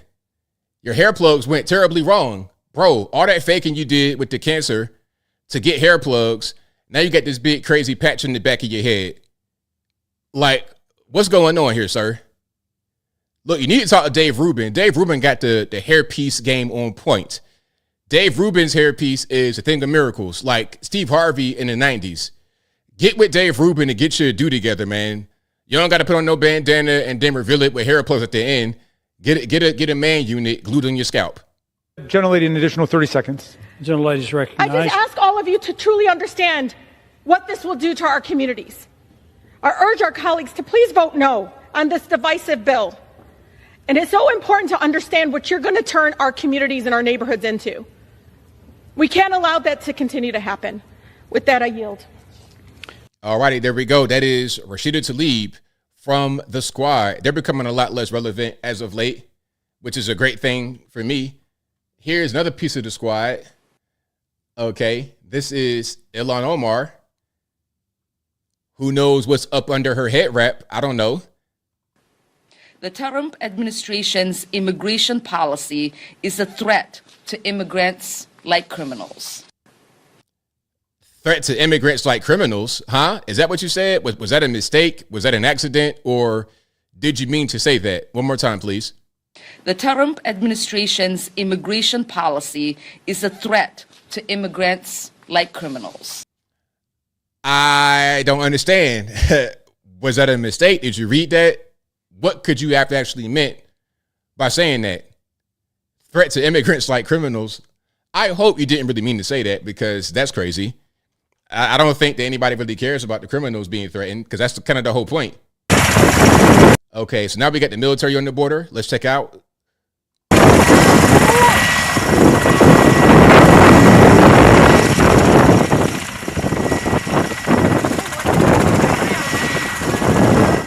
All right, so they out there. I'm loving it. Yeah, like some places on the border, you already got a military presence. El Paso, you got a whole military base right there, right on El Paso. So, I mean, we have the ability to protect our border, but we must be allowed to protect our border. We were not allowed to protect the border under the Biden administration because they wanted the people to come in to do these really low-paid jobs, and they didn't care if they let terrorists and gang members and drug runners and child abusers. They didn't care if because that was collateral damage. That was collateral damage. They said it was okay. It's all right. We could just let everybody in because we need the workers. So what? We might get some people that want to commit crimes. That was the thought process. And I think that a lot of us did not appreciate that thought process. So look, the security detail for Anthony Fauci, Pompeo, and Bolton have all been rescinded. Well, the taxpayer-funded protection we gave them, that's all been taken away. All right, so let's see what Trump says about it. And what do you guys think about that? You think it's a good thing to remove the security detail for Fauci, Pompeo, and Bolton? Good idea, bad idea? Let me know in the comments. But you can't have a security detail for the rest of your life because you work for government. Yeah, we'll see what happens. Would you feel partially responsible if something were to happen to, say, Dr. Fauci or John Bolton? No. You know, they all made a lot of money. They can hire their own security, too. All the people you're talking about, they can go out. I can give them some good numbers of very good security people. They can hire their own security. They all made a lot of money. I mean, that's facts, though, because a lot of these people, they're worth millions upon millions upon millions of dollars. Why must they continue to fleece us, especially when they have not done right by this nation? Fauci has been a screw up since the beginning. The HIV/AIDS epidemic, he messed that up in the early 90s, late 80s, messed that up. COVID-19 messed that up. Lied to the people and totally lied. I mean, Fauci is awful. Fauci could almost get locked up. That's why he had to get pardoned by Joe Biden, because he could almost get locked up. And truthfully, if we didn't live in such a politicized world, he might get locked up for what he did to this country. Fauci made a lot of money. They all did. So if they, felt that strongly, I think that certainly I would not take responsibility. Yeah, so I guess if you guys didn't hear the question, the reporter asked, would you feel responsible if something happened to one of these guys after you revoked their security details? Like, nah, because they got money. Now, speaking about people getting out, this is Ross Ulbricht, and he's a guy from, what's that, Silk Road, if I'm not mistaken. Y'all, if I'm wrong, y'all correct me. But he got pardoned. Now, this is kind of controversial. Some say that he shouldn't have got pardoned. Some say that he should have been pardoned.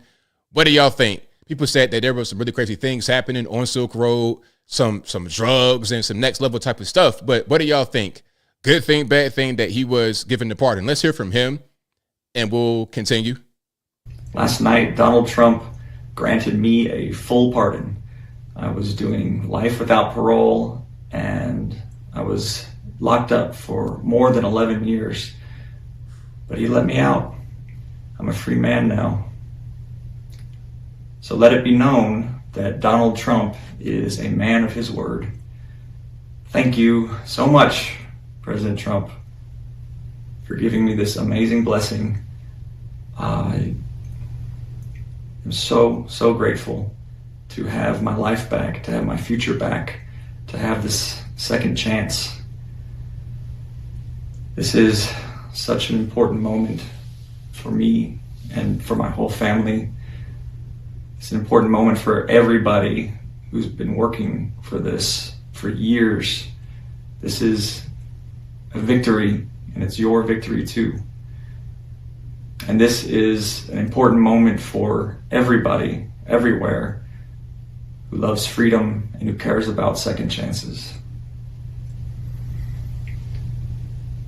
So it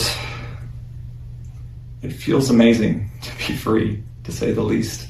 It's overwhelming, and for the next. So what do y'all think? I don't play the whole thing, but you get the idea. So what do y'all think? Are you guys fans of his? Do you know who he is? Like I said, he had a life sentence, life no parole? I think that's what he said in the beginning. And he did 11, and he was able to be freed by Donald Trump. So y'all let me know. All I know about him is that he, let me see. Estelle says, yes, he deserves a pardon. He is not a mass murderer or anything like that. He ran a website, that's all. Exactly. Right. So, yeah, I mean, do you guys know about the Silk Road situation? Geechee Dan says, watch his story on American Greed. Hey, I love American Greed. That's a really good show. Matt Gaetz was on there, but Matt Gaetz didn't get locked up. He was part of his story. It's a lot of good stories on American Greed. You guys got to check it out. You could tell some things are a little bit politically motivated, but a lot of it, people did some crazy things. They stole a bunch of money. People steal a lot of money in this country. And if you guys don't know, that was Ross Ulbricht. He had the website, what was that? The Silk Road. Let me just pull him up right quick. Hold on. So I can say the absolute correct thing. Let me see.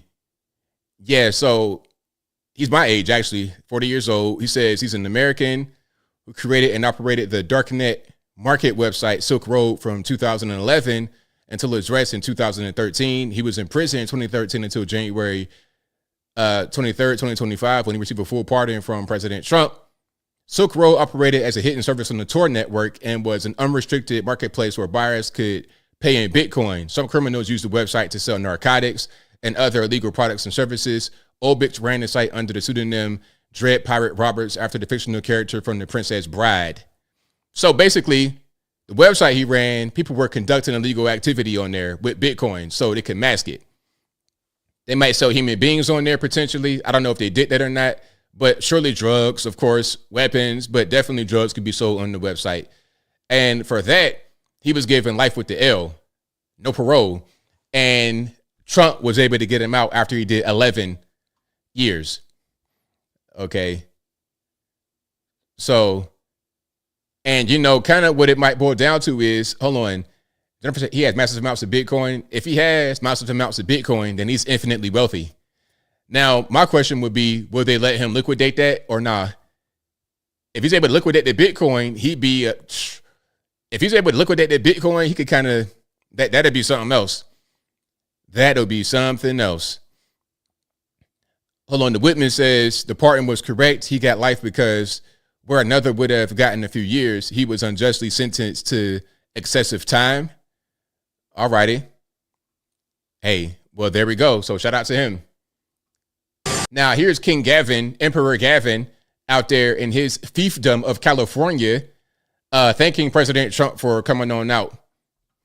Most importantly, thank you for being here. It means a great deal to all of us, not just the folks in Palisades, the folks in Altadena that were devastated. We're going to need your support. We're going to need your help. You were there for us during COVID. I don't forget that. And I have all the expectations that we'll be able to work together to get this speedy recovery. We will. We're going to get it done. Most importantly, thank you. All right, so there we go. I mean, Gavin is logical choice to run for president on the Democratic side, but I don't think that he really wants to do that because he is enjoying being the king of California. He's enjoying doing that. So it's like, why would I stop doing this? I could just do this rather than trying to be responsible for the whole nation. Now, look, back to California, and shout out to the Californians. I don't want to pick on y'all. A lot of you guys are really good people. You just got really bad government. So look at my man stealing the AI robot or the little waiter robot. How you going to steal that? Where are you even going with that? Like, where are you going with this robot? I mean, do you even have a truck to put that in? You're going to put that in the back of a Honda Civic. That's going to be, or you might got a little SUV right there. That might be your little, your Kia Sorento, whatever that is. Let's see if he's going to, there he is right there. The little,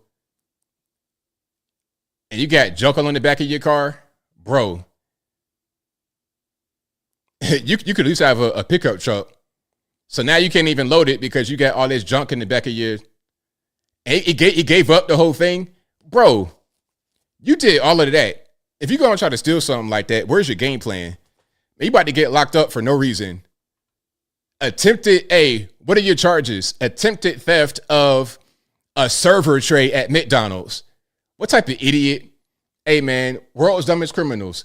Guys like that, see what I'm talking about? They're talking about, okay, something like that shouldn't really be a crime. We're not going to prosecute. Nah, man, you need to get locked up for that because that needs to be a deterrent. Hey, don't go stealing things. Don't go taking things that don't belong to you.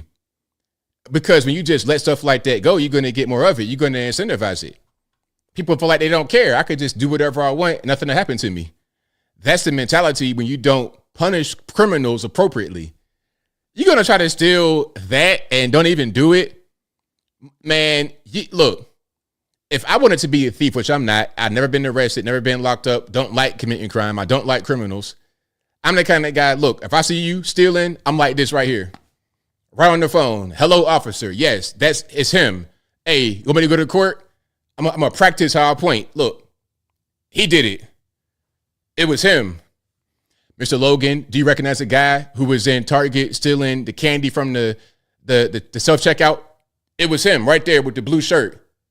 Okay, his name, he said his name was Tony. I heard his name. He said it in the self-checkout line. It's him right there. That's me. So yeah, I don't like all that stealing stuff. That's not what we're supposed to be into. All right, well, let's keep on going here. Let's get to this. This is a Pacific Palisades roundtable about the fire that happened in Southern California. And we got Trump, we got Melania, I think we got Rick Grinnell, we got Karen Bass, we got a U.S. House rep out there from California in the building, and we got residents talking about what's going on. All right, let's get to it. Let's get some sound. 6 months is no good.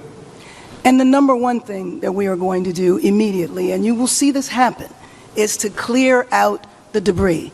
And you know we're concerned right now over the weekend because of the potential rain, but we are going to move as fast as we can, but we want you to be safe, and we want you to be back in your homes immediately. But the people are willing to clean out their own debris. It doesn't cost a lot. Yes, and they can. You should let them do it, because by the time you hire that. contractors, it's going to be 2 years. If a family... The people are willing to get a dumpster and do it themselves and clean it out. And they can There's do not that. that much left. It's all incinerated. That's right. And, you know, it's just going to take a long time if you do. You can do some of it, but a lot of these people, I know that guy right there that's talking. I know my people. You'll be on that thing tonight, throwing the stuff away, and your site it'll look perfect within 24 hours, and that's what he wants to do. He doesn't want to wait around for 7 months till the city hires some demolition contract that's going to charge him $25,000 to do his lot. Yeah. I think you have emergency powers just like I do, and I'm exercising my emergency powers. You have to exercise them also. I did exercise them. Because I looked, I mean, you have a very powerful emergency power, and Yes. you can do everything within 24 hours. Yes. Now, the problem here is these people need permits to go touch their lot and clean it up.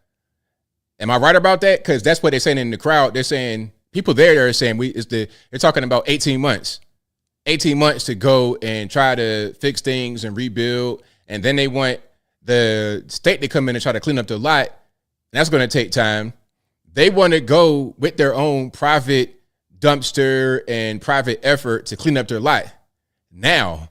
But they're saying, oh, you got to wait this amount of time because of safety. It's like, look, at a certain point, thank you for being worried about my safety. I appreciate that. I really do. And I'm being sincere. I'm not trying to be facetious. However, I'll be okay. Thank you for the warning. Thank you for your concern. But I want to go back to my house and clean up my house. And I want to rebuild my house. And also what I want y'all to do is to make sure that we don't get any more wildfires up here by taking preventative measures, by clearing the brush out, by filling the reservoir with water, making sure the ground is nice and saturated and not dry. Because you know when fire season comes, we're going to get the fires. If you're going to live up here, you got to do what's necessary as a state to ensure my safety. And if you can't do that, then just say that. Just say it's not safe to be up here. Just say that and be done with it. And if you're going to let us live out there, we still got to be able to clear out brush and do things to protect ourselves. Even if y'all don't want to do it as a state, let us do it as a community. And if individuals want to clear out their property, they can. So now you're hearing the people, that's people that actually live there. You're hearing them object to what she's saying. They're like, nah, y'all trying to just bury us in red tape. You trying to get the action now. That's what they're saying. That's why everybody's looking back there. That's why you're hearing the commotion, because the people they don't like what she's talking about. Now, I hope these people in the crowd did not vote for her, because if the people in the crowd voted for her or any other Democrat who would do the exact same thing that she's doing, which is basically operating incompetence, if they voted for this governance, then it's on them. Hopefully, if they voted for her and they see what's happening now, they're going to realize the error of their ways and think, you know what? Maybe I shouldn't vote for this lady who just left us and went to Ghana during the fight. Maybe I shouldn't vote for this lady who doesn't know what she's doing. Maybe I shouldn't vote for anyone who's doing anything in the government because they suck. They don't know what they're doing. Maybe we should get some common sense guys in there that know what's going on. The real estate guy out here in California, I forget his name, but y'all might know. Big real estate guy, ran for mayor. He lost, but he has a shopping center in this area, and he saw the wildfire coming, so he had private water tanks, and he was able to protect the property, and it didn't burn down. His property didn't burn down because he saw it coming. Now, imagine if that guy was the mayor of the entire city. He could apply what he did to the shopping center to the entire city. Well, yes, but you know that you will be able to go back soon. Mr. President. We think within a week. Was it Caruso? Thank you, Caruso. So let me just make sure that I got the right guy. I'll let this play in the meantime. That's a long time, a week. I'll be honest. To me, everyone's standing in front of their house. They want to go to work, and they're not allowed to do it. And the most important week thing is is a for long people time. to be safe. as Governor. They're safe. They're safe. You know what? They're not safe. They're not safe now. They're going to be much safer. A week is actually a long time, the way I look at it. I watched hundreds of people standing in front of their lots, and they're not allowed to go in. It's all burned. It's gone. It's done. Nothing's going to happen to it. It's not going to burn anymore. There's nothing to burn. There's almost nothing to burn. And they want to go in. The people are all over the place. They're standing, and I say, why aren't you going in? We're trying to get a permit. And the permit's going to take them, everybody said 18 months. You said 18 months. You said 18 months. That was last night. And that was last night. On that. So you hear what's going on. Now, I want to play Caruso. You guys are saying Caruso's the guy who ran for mayor and protected his property during the fire and it didn't burn down. I'm going to just play you what he said recently. This is from yesterday. Yeah, this is from January 23rd, so 2 days ago. Let me play some of this and see what he says about the wildfires. And if you like what you're hearing so far, please give the video a thumbs up, like the video, share the video, do all that good stuff. That'll help me out tremendously. Let's check this out. Newsom and Mayor Karen Bass face criticism amid the wildfire response. Businessman Rick Caruso has found himself thrust back into the political spotlight. I spoke with the former mayoral candidate about the fire response, his political future, and more. Take a look. Mr. Caruso, thank you for taking the time. It has been more than 2 weeks since the fires erupted. They've destroyed tens of thousands of acres, over 10,000 structures. Dozens of lives have been lost. And you said this was all predictable? Well, what I said was what's predictable is preventable. And it was predictable from the standpoint we were all warned that we had catastrophic winds coming in. There were deadly winds. We knew that we had 30, 40 years of vegetation around the Brentwood and the Palisades area. Obviously, DWP knew they had one of their major reservoirs out of service. And so had the city been prepared, in my opinion, maybe it could have been prevented. Clearly, it could have been mitigated if we hadn't run out of water, if we had cleared vegetation, if we had positioned the fire trucks in the neighborhoods that we knew that were high risk. I think a lot of things could have happened, Micah, that could have saved a lot of homes and a lot of livelihoods. What do you make of the response over the past couple of weeks, particularly as it relates to Governor Newsom and Mayor Karen Bass? And secondly, what would you have done differently had you been elected in 2022?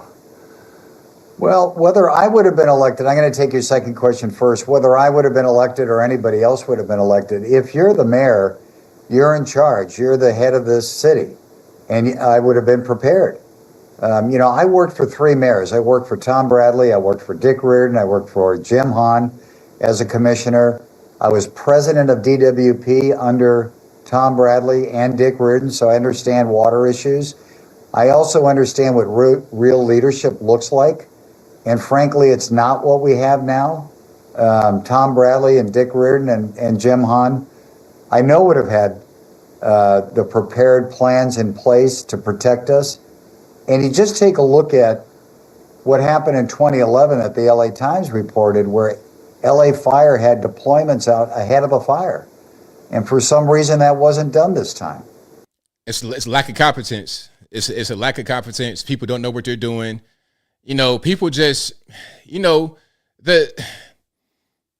people don't really understand the way this world works sometimes. They think they do, but they don't. They really don't. So shout out to him. Somebody might want to say, oh, white male, you want to vote for the white man? Look, I don't care what color the man is, as long as the man know what he's talking about. If it happened to be a white man, so what? Who cares? Like, if I lived up there in them hills, and when it comes time to vote, you have that guy talking like how he's talking, making sense, and the other lady not making no sense.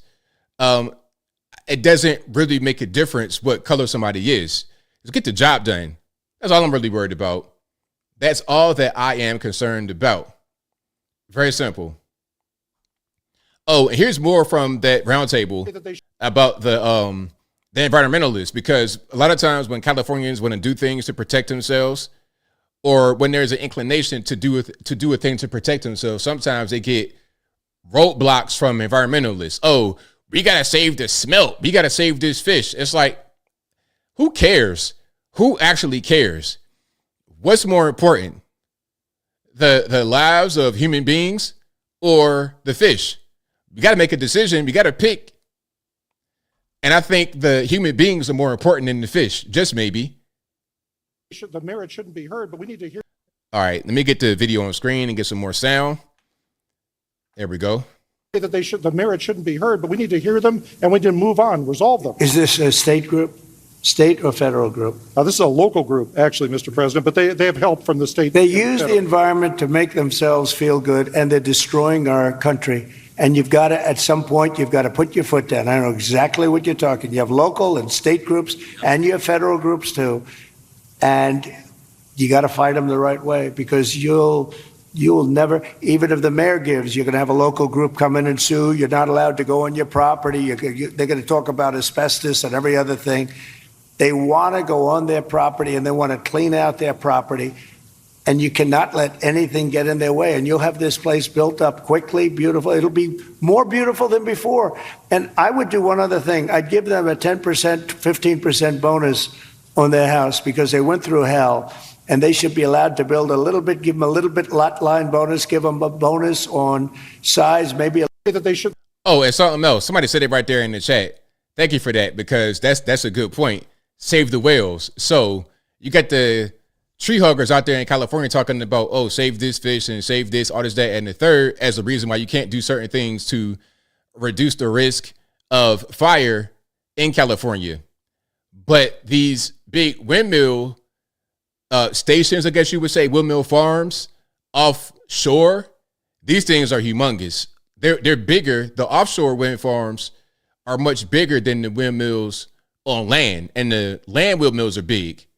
You're talking about the blades. The blades are like 200 yards long, some kind of crazy length for one blade of the offshore wind farms. And these things create a problem for the whales. A lot of the whales are going crazy because probably the vibration or whatever that these windmills do, that these big, huge windmills create out in the ocean. The whales are tripping out and they are washing up on shore. There was a whale that washed up in Virginia Beach. I've never seen that before in my life. And I grew up down the beach. I've never seen a whale wash up. Big, huge whale right there on the ocean front. I never seen anything like that. I'd have been down the beach a million times. Never. Why? Maybe the windmills are doing it. Just maybe. So we're talking about, oh, save the environment. Okay. The birds that get killed by the windmills, the birds that get killed by the solar farms because it's very hot above the solar farms. So you got the blade spinning, killing birds, messing with the wind. Okay, killing birds that way. And then you have the heat from the solar panels frying them in the air. So we're talking about a lot of dead animals and a negative impact on the ecosystem from these things to generate energy. And they are very low forms of energy generation. Very low forms. They're not efficient at all. Solar panels and wind. And you know what? One time I was looking at some of these wind farms off the coast, and they're not even moving. They're just sitting there like big, huge husks of metal. And good luck recycling those. Ain't no recycling. Once one of them die or they break, sometimes when they break, you just leave them right there broken. And it's ugly. It'll rust. It just doesn't make much sense. If you have a small population that's not very energy intensive, then maybe a windmill might make some sense. Okay, if you're just trying to power, if you're trying to be like Hansel and Gretel, you might have a little incandescent light bulb you're trying to power or something like that. Okay. But we have electric vehicles, these big, obese, big back Hummer EVs that weigh 10,000 pounds, 10,000 pounds for a Hummer EV. How are you going to power that? It ain't like powering an incandescent light bulb back in the day. We're talking about powering this big behemoth of an energy hog. And you got a bunch of those, thousands of those, millions of those all over the country. Come on. Windmills, solar, we need that. Coal. China, they building coal plants. And like they got an insatiable appetite for coal. Coal, petroleum, oil, like that's what you need. And or figure out a better way to have these vehicles not take so much electricity. But what you don't really need to be doing is building more of these wind farms and solar farms. That is not very efficient, in my humble opinion. And again, if it's about being environmentally friendly and green, these things are not either one of those. That's really it. It's clean, I suppose, because you're not producing carbon, but the carbon, you don't really offset building these things. The carbon footprint of building these things is high, and you don't really offset throughout the entire life of it. So it's kind of pointless. All right. But if you like what you're hearing so far, please give the video a thumbs up. Like the video, share the video, do all that good stuff. That'll help me out tremendously. Spirit Airlines. Spirit Airlines, we got a dress code. How you feel about the dress code of Spirit Airlines? How you feel about flying? Like I said, I was flying recently, and once I go to the TSA line in Atlanta, this dude, I swear, I'm not making this up. He looked like Bill Nye the Science Guy. 65-year-old, 70-year-old white dude, great beard, great eyebrows, all of that. The long face like Bill Nye, the whole situation. Hold on. I need a visual right now so I can really describe it and so you can see what I see, right? I'm going to show you how he was looking, and then I'm going to show you what he was wearing. But I won't get the exact outfit, but you'll see. Okay, so let me pull Bill Nye up first so you're able to understand what's going on. Then I'm going to show you how he was dressed. All right, so boom, this is how the guy looked, and he looked just like that. I'm talking about just like that. The long head, the nose was the same, the gray hair, but the other dude had a beard, like a short beard, and he was tall. He was like 6'3", 6'4", tall dude, like one of them dudes that you would see in your neighborhood with the full Tour de France, high vis biking outfit with the real bike that might cost like $10,000 with the handlebars is right up there like that.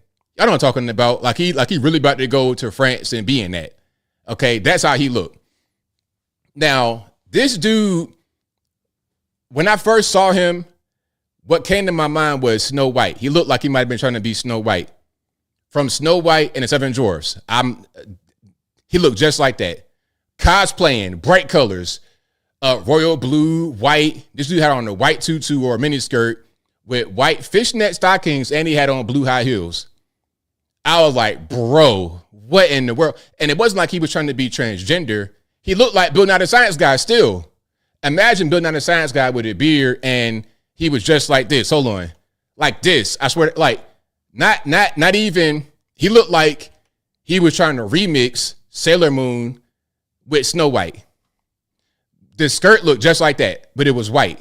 And the top might have been like reverse colors. He looked just like that. Unironic. And I'm minding my business, right? I'm in the airport. I got tunnel vision, like, all right, man. I'm not trying to talk to this dude. I'm not trying to make eye contact.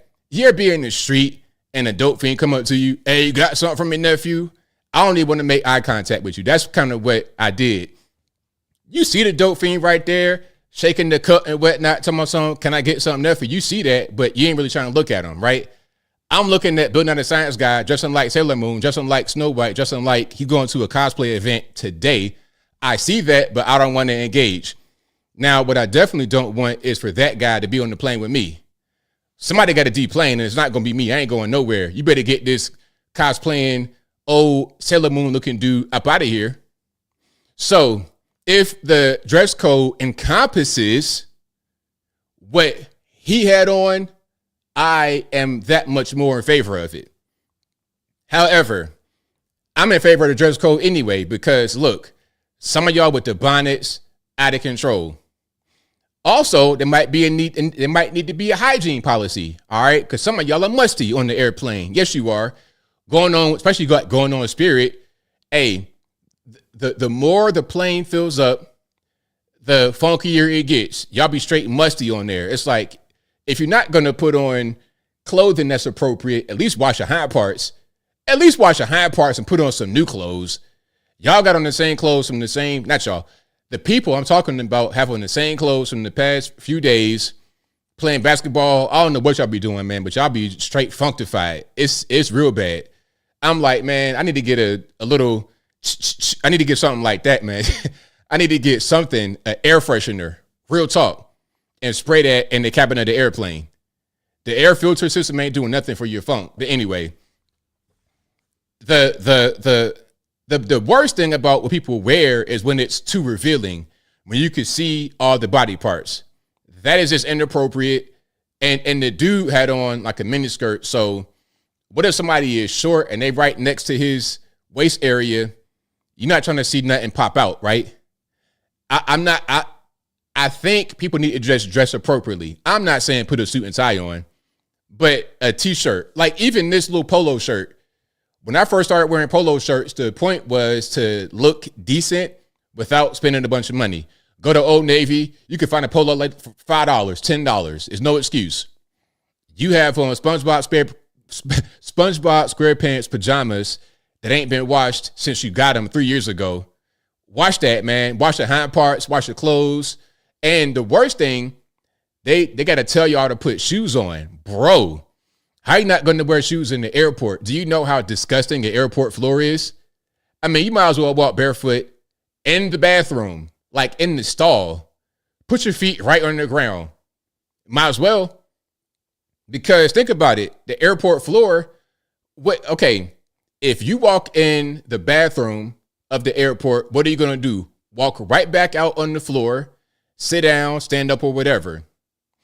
Your bags, same thing. You got a wheel bag. You're going to wheel that in the bathroom with you. So the wheels of your bag, they've been on the bathroom floor. Your feet have been on the floor. People doing all type of stuff on the ground.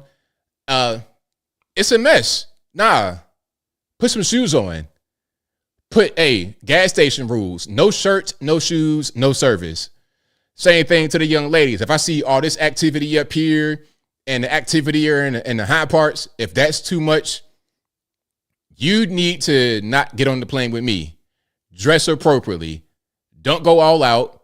I'm not saying get expensive clothing, but a regular t-shirt and a pair of pants with some regular shoes would suffice.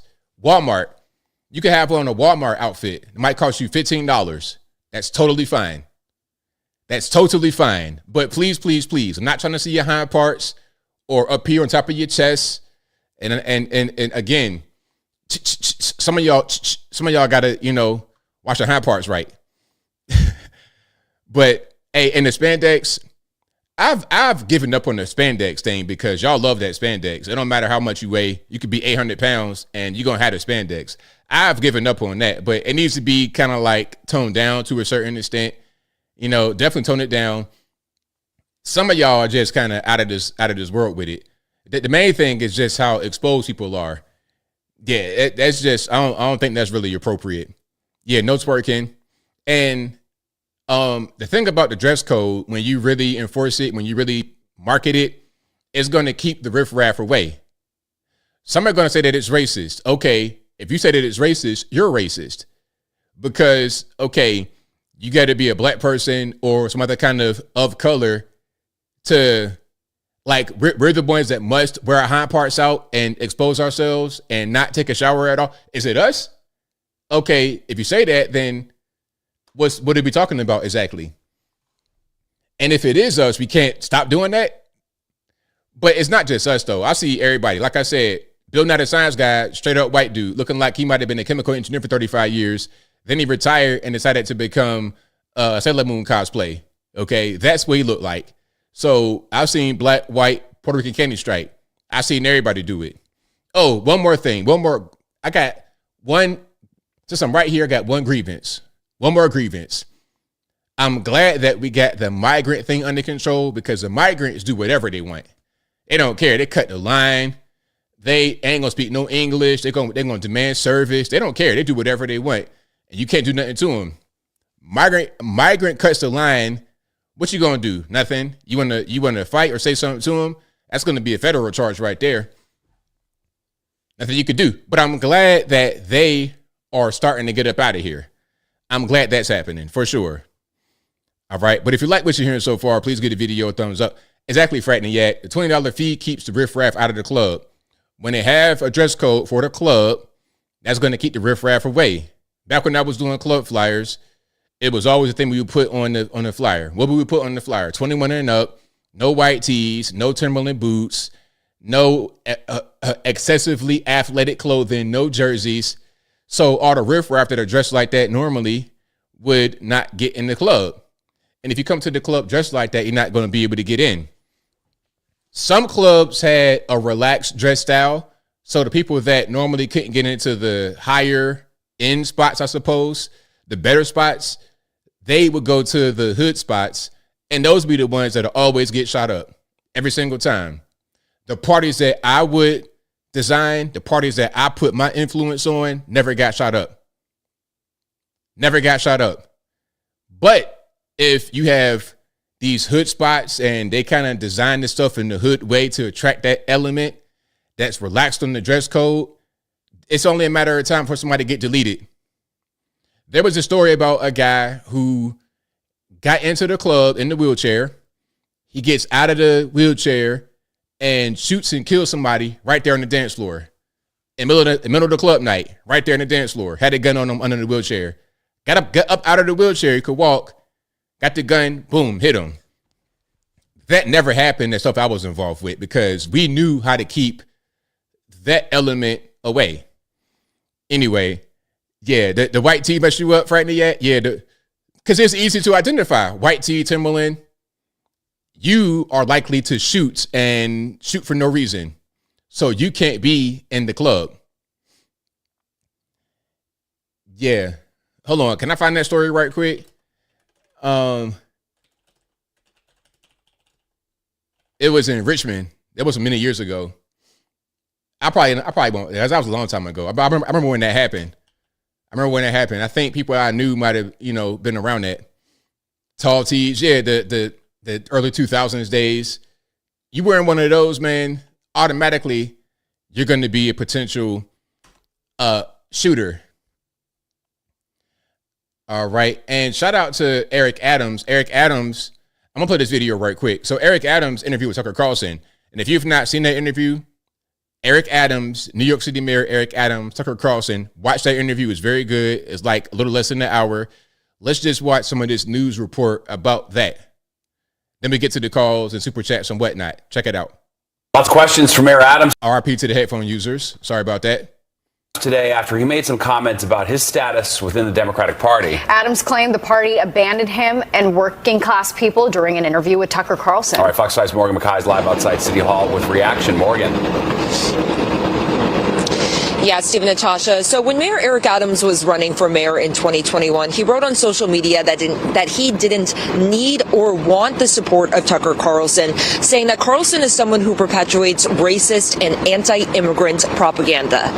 They always want to bring up your past because that's a way to try and discredit what you're doing right now. So they're going to say what he said about Tucker in the past, and that will kind of frame your view of the interview if you didn't know any better.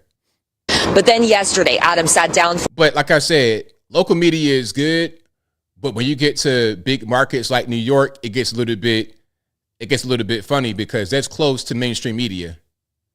For an hour-long interview with Carlson and said that the Democratic Party abandoned the working class and said that the Biden administration told him to be silent about the migrant crisis. Now, Adams told Carlson that former President Joe Biden told him and his aides that he wasn't being a, quote, good Democrat as hundreds of thousands of migrants made their way to New York City. When he refused, Adams says that is when charges were handed down.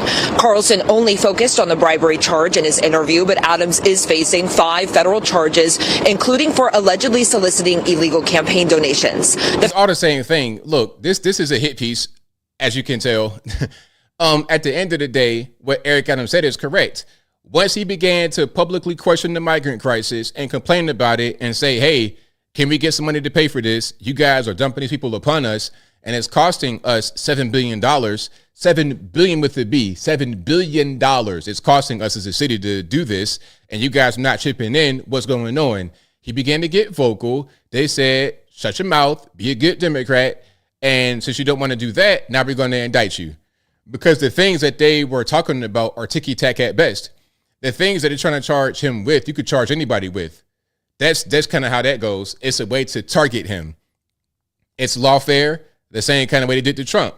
And I hope that Trump can pardon him immediately, whenever he needs it. If they're going to continue with the investigation and they're going to continue to try and charge him, go ahead and get him out of the way right now, because this is obviously lawfare. And since we already got Trump in office and there's no more migrant crisis to deal with, at least not in the way it was before. We still got a crisis, but we're not going to continue it. We're in the process of reversing it. So since we're getting the migrant crisis dealt with, now is perfect time to just drop all that. The same kind of way when Trump won, they dropped all charges, basically. Same should happen here with Eric Adams. Look, you wanted to do the lawfare. Didn't work. Orange man back. Now get off my back. Now get off my back. And we're going to get a pardon from the orange man. The federal investigation into Adams also started before Adams was elected mayor. Now, Adams has repeatedly insisted that he is innocent, and in the interview claimed that the Democratic Party didn't just abandon him. I said, Mr. President, I'm not sure what they're telling you about this problem, but this is a terrible problem that's playing out on the ground. One of his aides told me that, listen, this is like a goldstone. It'll pass. People often say, well, you don't sound like a Democrat, and, you seem to have left the party. No, the party left me, and it left working class people. Now, Adams has been careful to not criticize President Donald Trump and said yesterday that he's going to hold off criticizing Trump publicly in order to communicate any concerns with him privately. But Adams' deepening relationship with Trump and the GOP is raising eyebrows. On Friday, Adams flew to Florida on the taxpayers' dime to meet with Trump privately. My. Okay, that's enough of that. That's local media. That's out there. That's Fox 5 New York. Wow, they really just throwing Mayor Eric Adams under the bus because I don't know, man. People they think they're highly intelligent. They think they're highly educated, but they really don't know a lot about humanity. They don't know anything. They don't know much. If they really understood humanity, if they really understood things, they would appreciate what Eric Adams is doing. And I'm not necessarily a big fan of Eric Adams because still a Democrat. But I can respect him. He's a Democrat I can respect. Same thing with Fetterman. I can respect him to a certain extent, although I would never vote for the guy, clearly, because Fetterman is still Fetterman. Fetterman is still a Democrat at the end of the day. He's not going to necessarily be on our side, but I can respect him when it's time to. I can agree when he does things that I like, and it's okay. I don't have to always hate him because he is on the other side. That's what the other side does. They don't want to give us any credit for things that we do that are good. The China tariffs, they want to say on one hand it's a bad thing, but then they want to embrace it. Give him his flowers when they do. Why not? All right, let's get to some super chats. And we're going to get to the calls. The number to call, 434-658-1220. Again, 434-658-1220. Let me get to super chats and we keep on rocking and rolling. Thank you to Leo Mazzina, who says, the Newark, New Jersey ICE raid of the fish store was it. They also had truck deliveries. I was wondering if any of those were driving in the trucks. Good question. Thank you to Kai's Prosperous, who says, do you think Trump will tariff China, Canada, Russia, the EU, and Mexico? What do you think will be the ramifications of that? How will they respond? Well, I guess it depends. It depends on the situation. If it makes sense to do it, then I think you would. But I think if it did not make sense, then there'd be no point in doing it. Thank you. And then, how are they going to respond? Again, it depends on the intention. I think at a certain point, the objective is to get them to come to the table and negotiate, or it's a way to keep certain things out that could hurt the American populace. Like the Chinese got a really big booming car industry, but we put 100% tariffs on that because we know if the Chinese cars come into America, they would dominate. Like the EVs they got, they're cheap. And they work just the same as any other vehicle for the most part. At least that's the way it's looking right now. So we can't really have that. It'll really hurt our economy when they keep just dumping these things on us and we don't produce anything for ourselves. We become 100% relying on China. And we kind of already at that point right now. All the phones that we have made over there, a lot of the components in our vehicles, even if made over here, are made over in China. So they got a stranglehold on us. And we got to do some things to relinquish that. They single-use EV cars is hilarious, Faithless. They're dependent on us as well to buy our goods.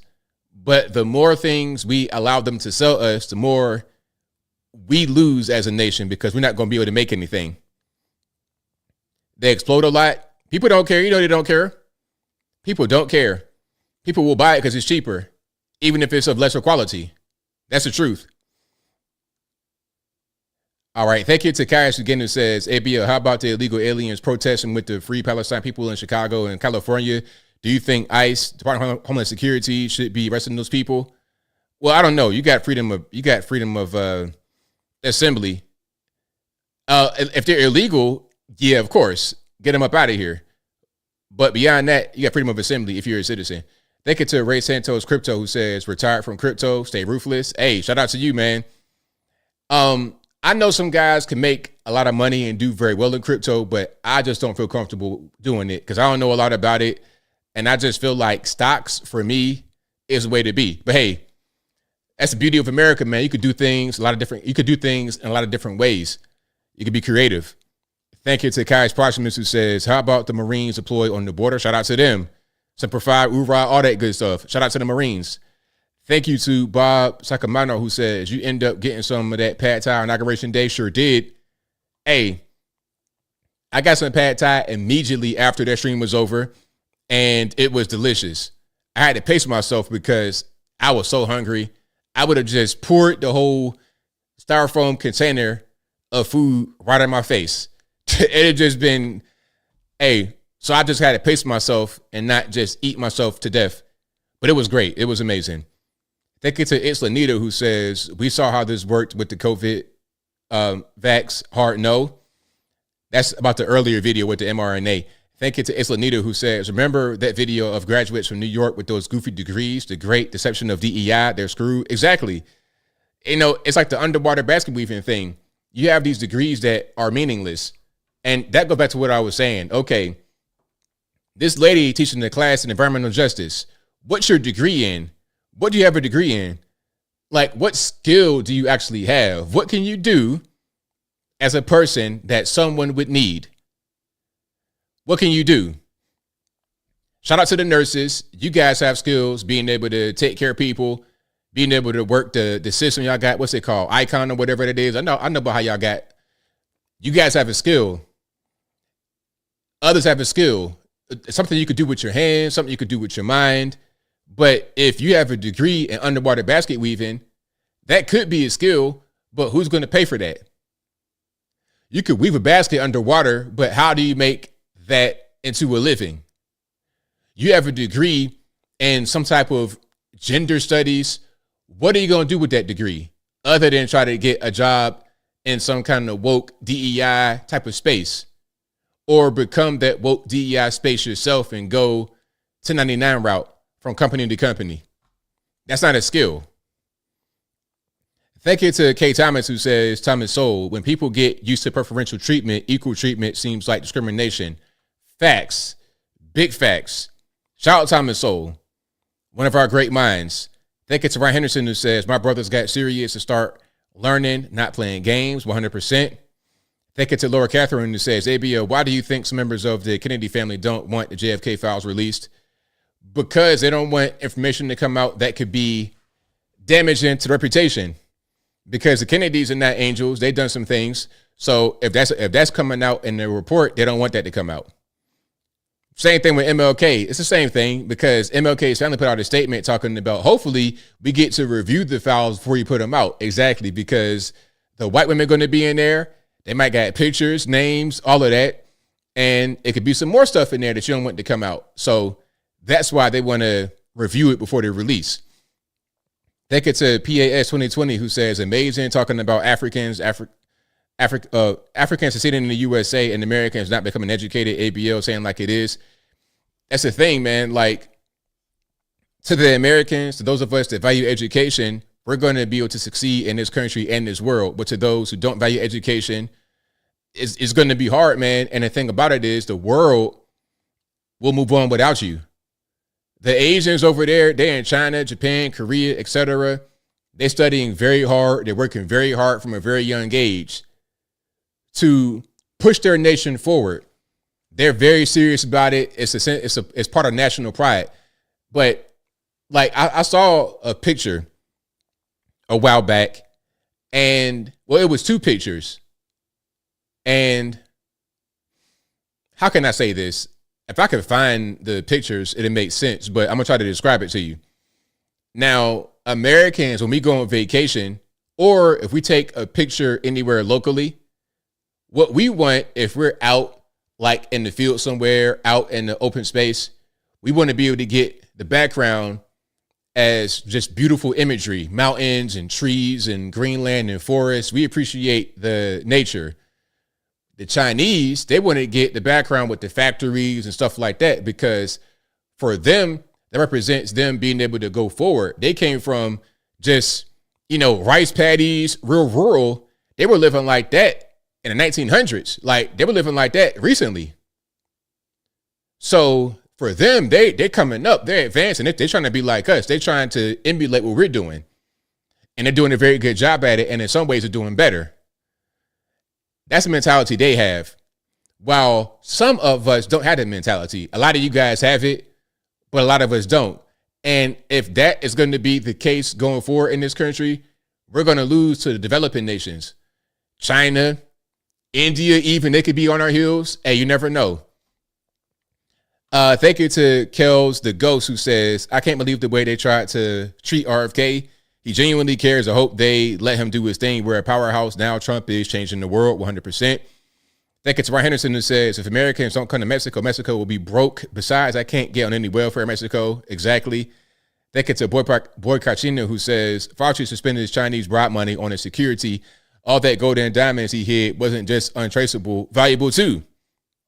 Facts. Thank you to Ryan Henderson, who says, we need RoboCop for the Robo Thieves. Thank you to Moi Freestyle Life with the pensive emoji. Thank you to Boy Cachino, who says Green New Deal was just a scam to move industry to China, so we can't defend ourselves or friends like in World War II. Thank you to Michael Critchlow, who says New York Post, young people claim swinging saved their marriage. Now they're helping other couples to reconnect. What does Uncle ABL think of this? I'm not with that, but that's happening. That's been going on. I'm cool on that. I'm not really into that world. That world is really kind of, I mean, again, if you do that, that's your business, but I'm cool on that. I am good. People are doing a lot of weird things in this world, and I don't know how we're going to be able to fix it. I don't know how we're going to be able to fix it. I would just say, whatever you do, if you're in that world, please protect yourself. Don't get caught up in nothing crazy. I don't want to see y'all on Dateline. Somebody got the head beat in. I don't want to see no stories like that on my TV. I don't want to see none of y'all on Dateline. I loved him and he was the best, and he coming through and do a Chris Benoit. I don't want to see that. God forbid. Knock on wood. All right. But if you like what you're hearing so far, y'all know what to do. Let's get to the calls. The number to call is 434-658-1220. Again, 434-658-1220. The number is always in the box. Also right here in the ticker. At a certain point, it'll come up. All right, let's get into it. Yeah. That kind of that alternative lifestyle stuff. Yeah, I'm cool. Let's get to let me get my sound together. All right. There we go.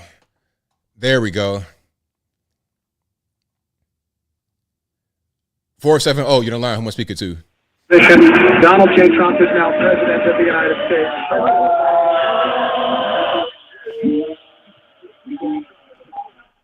It's a great honor to be able to introduce for the first time ever anywhere the 45th President of the United States of America, Donald.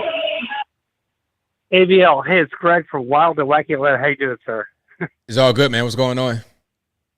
I thought you'd remember that scream. That was a scream that was heard around the world. Oh, absolutely. Right on. Yeah, that was Jana Silver or whatever her name was. She's in Australia right now. She's 42 years old. She was 34 then, so she lost her mind due to temporary insanity because of Trump. But anyway, man, how you doing? I mean, I've talked to you a long time, about 2 months or so. Everything is all good. I'm glad we got some adults back in the room, some real leadership. So it's all good. Yeah, I'm so excited. I was just thinking tonight, and I've been thinking about this a lot, especially the last 2 weeks. This is the most exciting time to be alive because there's so much potential, especially with Elon Musk. Oh my God, all the stuff we're doing, shutting down DEI. People are self-deporting by the tens of thousands or more. This is great. That's going to save us a lot of money and time. Getting these people out, rooting these people out. Oh, right on. Absolutely. Yeah, man. So anyway, I just want to say hello. I'm so grateful Trump's in office again, and it's going to be a great 4 years. And I wish you the best. And keep on doing what you're doing. You keep producing such great content. I can't keep up with all your videos. Thank you for the call, man. Definitely appreciate you. I'm a loyal supporter for about 7 years, and I wish you the best, man. Thank you very much. Take care. Be careful when you come back to Atlanta. Thank you, man. I appreciate you. Good night. Thank you. Thank you. See you. Bye. All right. Shout out to the call. Great call. Great callers. You guys are fantastic. The best audience anywhere on these interwebs. Just keep on rocking and rolling. 843, you're on the line. Who am I speaking to? ABL. Yes, sir. It's Rocco calling from South Carolina. How you doing, my friend? It's all good, man. What's going on? Man, so much. First of all, say hello to everybody in chat. It's been a minute since I called in. So much to cover, so much you went over. But can I start with this environmental justice trainer? Yes. How many hours, honestly, do you think in between going to get her nails did and her hair done and going shopping, how many hours in a day do you think she puts in compared to a normal, everyday person that has required to work and show up at a job 40 hours a week? What would you say, just off the top of your head?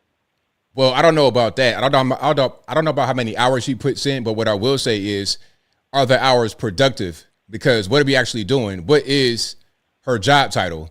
If you're able to get the job done, if you're able to get done what they want you to get done and you do it well, that's one thing. But if you're doing something that has no meaning and no purpose, then it doesn't really matter how many hours you put into it. Yeah, it's like, I feel like there's like gray areas in the government and there's no paper trail and nobody has to we're all required to be in a certain place. We're all monitored and we all have to clock in, clock out, clock our hours, what we did and what we didn't do. It's like, you know what I'm saying? And plus, not to mention how many holidays they get and everything else, sick leave. It's just, I don't know, man. I really am glad that they're cutting down and cutting back on programs. They're just pointless. They're not helping anybody. They're not really contributing to the economy. They're not helping people learn and grow. DEI is just pointless, And what I want to say to all the young people, maybe in your chat, I don't know how it is now. You're not quite as old as me. I'm 58. Look, we had schools that we could go to called vocational schools, whereas you go like half a day, you have your regular curriculum, and then the other half of the day, you would learn other skills. Automotive, electrical, plumbing. You know what I'm saying? Did you ever go to a school like that, or did you have a school like that in your area, BO? We had those, yeah. A friend of mine went to that school. Like when he was in, I think, 11th grade, he stopped going to the regular school and went to that school, and he was perfectly fine. And he was happy, wasn't he? Absolutely. See that? That's what I'm talking about. So everybody out there, younger, coming up, and you're going to school every day and a drab, blah, blah. Look, don't feel like you got to be in a drab 8 hours stuck in that same thing. There are other programs you can search out and find that you can do and be productive in life. Trust me. Any kind of hand labor skills doesn't have to be all academic. If you can read, write, and do arithmetic, you're good to go. You will be fine. Anyway, look, I just want to say I took up too much time, but I love you. Love everybody in the chat. You keep it up. And Trump, let's go. Thank you for the call. Appreciate it. Yeah, man, that Votech, it's a real thing. People go there and they're totally fine. White guy too. My friend's a white guy. Went there. You know, I know it don't matter your color, all of that. It's like, okay, what do you want to do in the future? What's going to be your next step? And for some guys, you know, they want to get into the skilled trades. Okay, what's the point in keep going to school? By the time you get to be in the 10th grade, it's pretty much over. So yeah, go to a VOTEC and then keep on going and have your career. 617 on the line. Who am I speaking to? Okay, I don't know what happened. Somebody got cold feet. Let's keep on going. 310, you're on the line. Who am I speaking to? This is Ron from Georgia. How you doing, ABL? I'm doing well. How about yourself? Oh, man, been a great week. My wife and I, we enjoyed you. On Inauguration Day, we had a great 8 hours. We partied on the big screen, and we just had a wonderful time just talking with you in the chat. And, just seeing all the work that our super Trump is doing, my God, the things of what they're doing is amazing. Don't tell me that the government can't move when they want to. Don't tell me what they can't do. All it takes is the mind and the will to do it. And, we can start seeing things. I went to a gun show today just to see what the atmosphere would be like. The atmosphere was rather jubilant in a sense that people wasn't panic buying. They was actually enjoying the sights and enjoying the camaraderie and everything like that. People were a lot more calmed down instead of getting ready for seemingly Armageddon. But praise God, the people looked real good. But the thing about it is this, is that now that we start seeing that the immigration is starting to be in effect, people are starting to see that we are serious here in America. We have somebody here serious that, people are fearing. They don't have to fear. There's no need to fear. Just go back home and start all over again. The bad guys we're coming to get, and just like I said, you get caught up in the mess, that's collateral damage. That's just collateral. You go along with them because you came in here, you're a criminal once you came over the line without me allowing you to come in naturally. But the thing about it that, like I said, when you got the Democrats and these blue state mayors and everything they want to come against, what the people have said that we wanted, what the president is trying to direct our country to move on is to get America back on the right footing. Common sense. And that's the thing. We got to get back to common sense all the way around. You know that even with Marco Rubio right now at Secretary of State, they're stopping they're freezing all the monies that we're giving to all these other countries, a 90-day moratorium. Nobody's in the world is getting any extra money. We're going to see whether or not what are you using this money for? Are you using the money that we give you to fund something negatively, to hurt our country, or what? We're going to reevaluate this. Are you really for America, or are you just grifting us? All the grift money is going to be dried up, and I thank God for that. Like I said, checking the IRS. What is it? What are they doing to the country? Trying to collect the money, our tariff money. We got somebody else. We're collecting our money. You owe us, pay us. If you're gonna be putting 2% on the NATO, no, you got to put 5%. You got to bring your money up. Let's go ahead and get yourself supplied. We can't protect everybody. Got to protect yourself. Same thing about me and my family. I trust the government to do what they do, but it's my responsibility to protect my family. That's my responsibility. But that's what we got to do. And even Trump with California, hey, he's telling the mayor and the governor correct. If you guys are in charge here, you can put down these here fees and everything to get these people to get back. If they want to work hard and do it, let them do it. Let them do it. Quit putting the roadblocks in the way. Quit letting the environmentalists put all these here roadblocks talking about you got to protect the butterflies and everything like that, because they got all kinds of crazy environmental things of what they want to do in California. Believe me, because I know that. But the thing about it is like this: that our country is on the way. It's on the way, and I'm just so glad. 4 years is not enough. We got to get JD. He got to keep it going. He got to keep it going. But the thing about it, America got to keep it going. Keep these lefties out. Keep their ideas out. Get our people mind right. Let's stop all this here crazy thinking and get back busy. Like I said, we as people can pull it together. Praise God. But just keep praying, brother. And I love what you're doing, man. I love what you've been doing, and keep on doing what you're doing. I just love it. Love it, love it, love it. God bless America. God bless President Trump. God bless you, my brother. You stay safe. Thanks for the call. Appreciate you. Okay. Great call. And you guys are fantastic. I promise. You guys are amazing. Shout out to y'all. Let's keep on rocking and rolling. Let's go to 303. You're on the line. Who am I speaking to? Yeah, this is Rex Garvin. All righty. Yeah, I want to say, man, this has been a unique time for all of us as Americans, because if you think about it, though, if you really think about it, this is the first time that whites and blacks really got together, because black people, I'm talking about not the upper middle class, but like the middle, I'm talking about maybe the poor. When you had Glorilla and Megan Stallion with Kamala Harris, that was really a wake-up call for a lot of people. It seemed like they were playing with our common sense. And even the unwoke that woke up. And the unwoke is the lower, I hate to use that class, though, and I hate to say, because there's no more middle class anymore.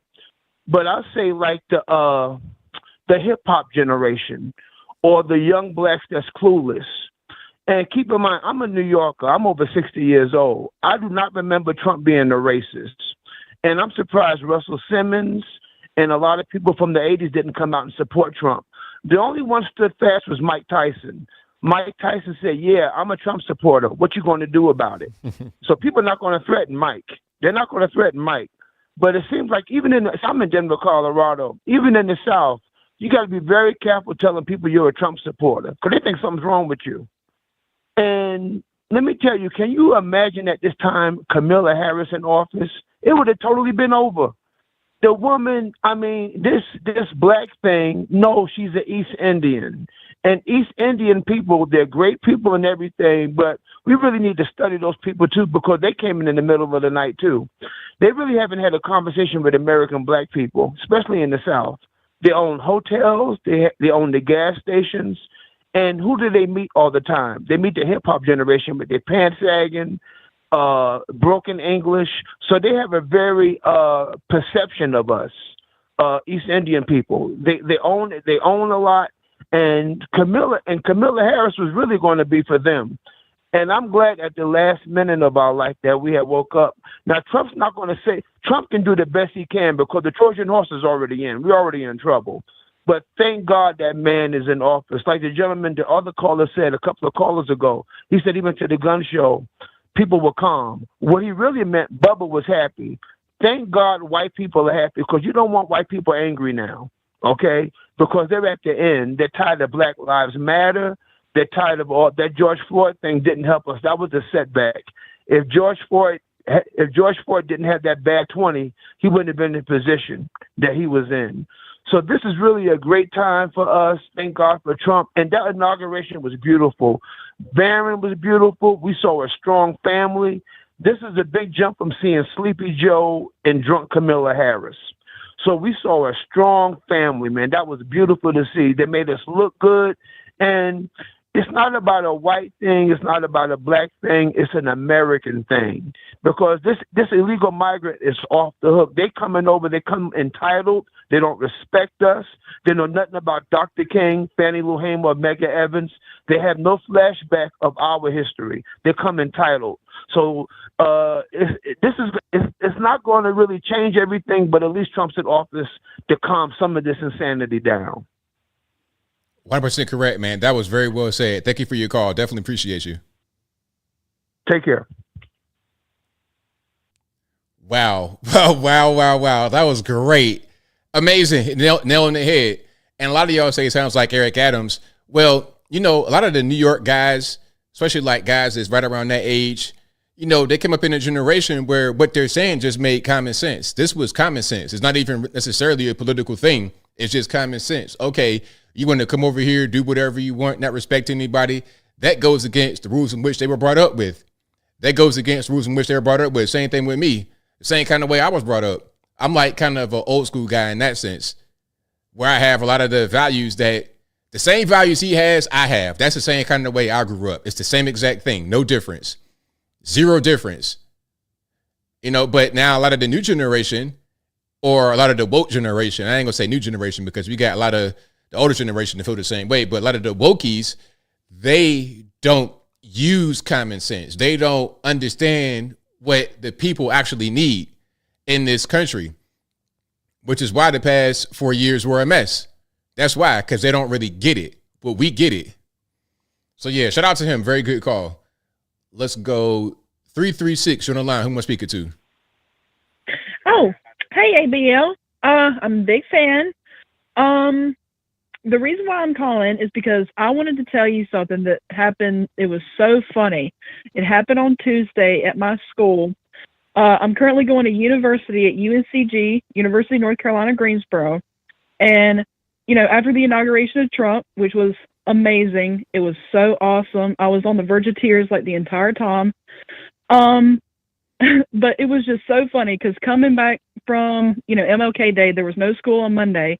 On Tuesday, my first class, my teacher says, I know that some people are having a really rough time after this past weekend. So what we're all going to do is we're going to have a therapeutic session. So we're all going to take a deep breath. And then she started counting. And then we had to take literally 15 minutes of the beginning of this class to take deep breaths and therapeutic sessions for Trump getting inaugurated. And then she's going to say, now, if anybody else is still distressed about this past weekend, you can go to the UNCG police and interact with their police therapy dog. The police? A therapy dog? What in the world? That is crazy. Oh, my goodness. Man. Now, did you see anybody go to the dog and pet that dog? No, because I don't associate myself with those kinds of people. Oh, likewise. Same here.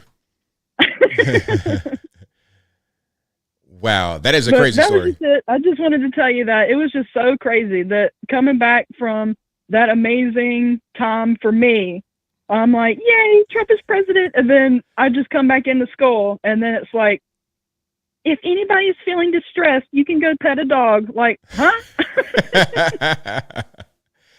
Wow. Well, thank you for your call. I definitely appreciate you. Yep. Thank you.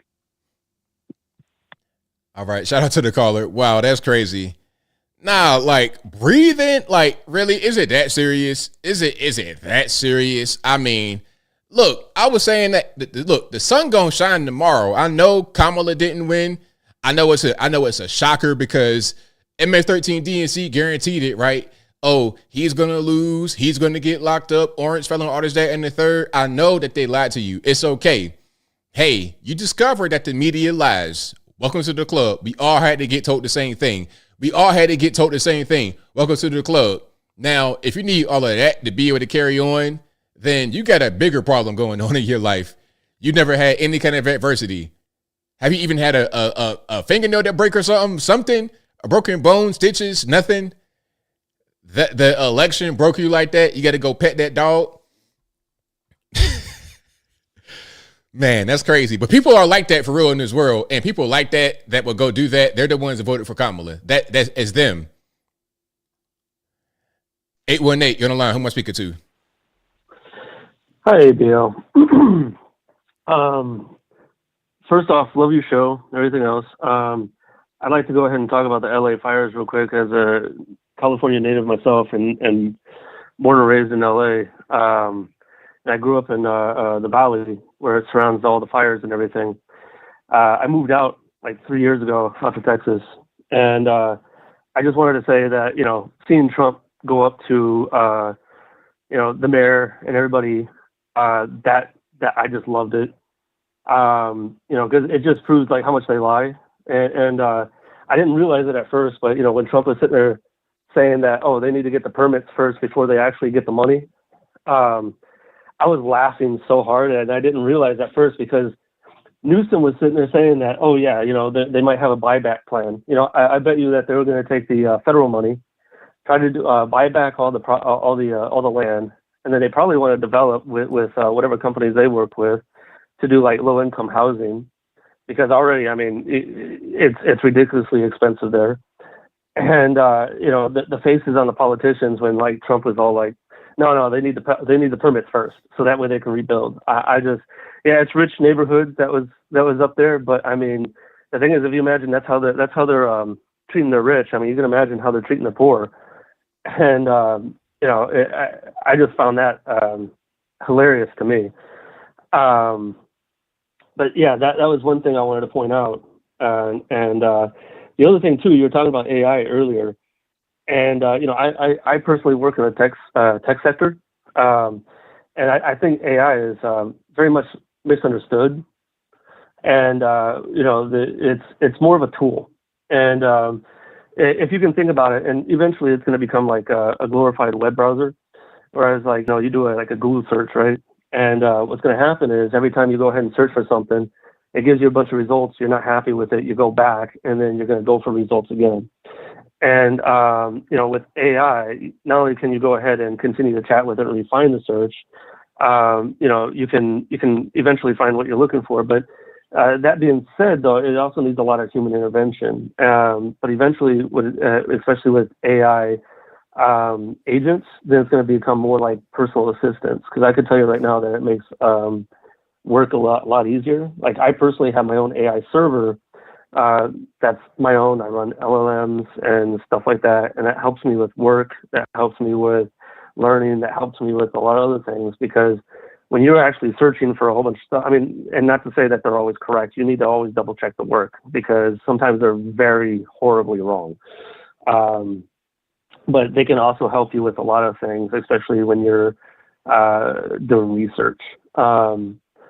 But and one other thing too I wanted to talk about when it comes to LA fires too. I used to listen to a show called the John and Ken Show on KFI radio back home, and when it comes to the water and the water levels, these guys have been talking about everything with the water infrastructure for over a decade, and the water infrastructure in LA hasn't been upgraded since the 1960s.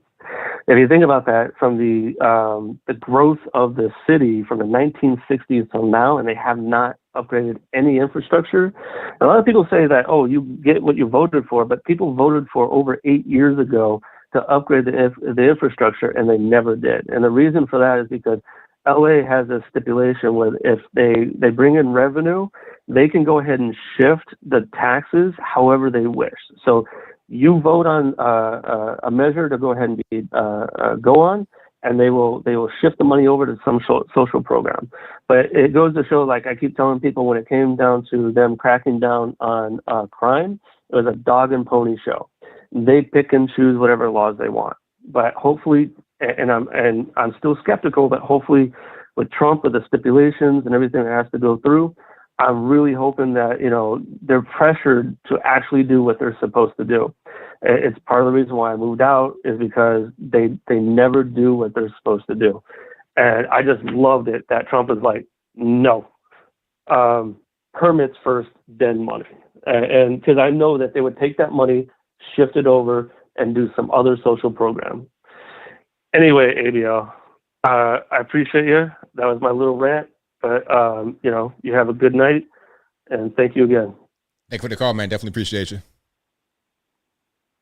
All right. Great call. Good call. So how you feel about AI? I feel like it has good uses, but there could also be, it's just like anything else, it's pros and cons, but I'm not quite sure what all the cons are. I mean, I've used AI on some of my images. The image I did today, the thumbnail I had with Dora the Explorer, obviously, that was an AI situation. Obviously, I didn't just hire Dora Explorer to come off the page, off of the cartoon or whatever she was in, and then pose with some ICE agents. I use AI for that, but I use AI for stuff like that, but not necessarily to change my voice. My voice is always going to be my voice. So I don't write scripts or anything. And if I did write a script, it wouldn't be with AI. I write scripts in my ads that I read, or the script will come pre-written and I just kind of tweak it to fit my voice. But I don't use AI to do anything, to have anything like that. My voice is my voice. I don't use things to change my voice. So I don't know. It's pros and cons. What do y'all feel? Let's keep on going. Let's go. Calling on line 617. Hey, what's going on, Anthony? What's happening? Hey, I know you saw you mentioned about the it was Secret Service in the school in Chicago, the middle school or something like that, elementary school. The reason that these people, first of all, it was the local news that reported, and they went to the news with the news that have the largest, like the MSNBC, CBS, number one. Number two is Trump said, he really said that he was going to go after, is going after illegal immigrants in restricted areas. You know what the restricted areas are? What's that? Restricted areas might be churches, schools, hospital, social gathering. Okay, now didn't he say it did? But okay, now that's people that could be in those areas, like a school zone. But you may not necessarily go to a school that's in the school zone. I live in the school zone, but I don't go to school. Oh, okay. So when you're talking about the migrants, you're talking about the criminal migrants who could be in the school zone. No, that's not what they're talking about. You said restricted areas like near a school. That's a school zone.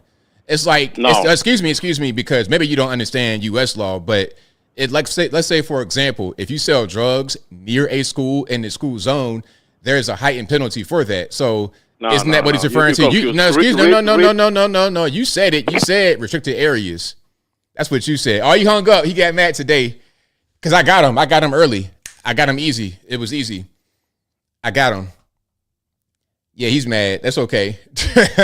Hey, my man, giving no hope, ain't he? Let's go. 504. You're on the line. Who am I speaking to? Hey, ABL, it's Alien Spaceship. All right, man. What's going on? All right. Shout out to you and all the callers. A very great night. The whole chat, the entire night, it has laughing emojis. Very great coverage. And yeah, I was listening to Ivan, and it was funny. You were saying he might not know the U.S. laws. Apparently, because he don't know what a school zone is. He don't understand that you could get a heightened penalty for committing a crime in the school zone. I know. It's like he really needs to go. I don't know how he was able to legally, be registered here. They got to educate him a little bit more about basic science. Right, exactly. All right.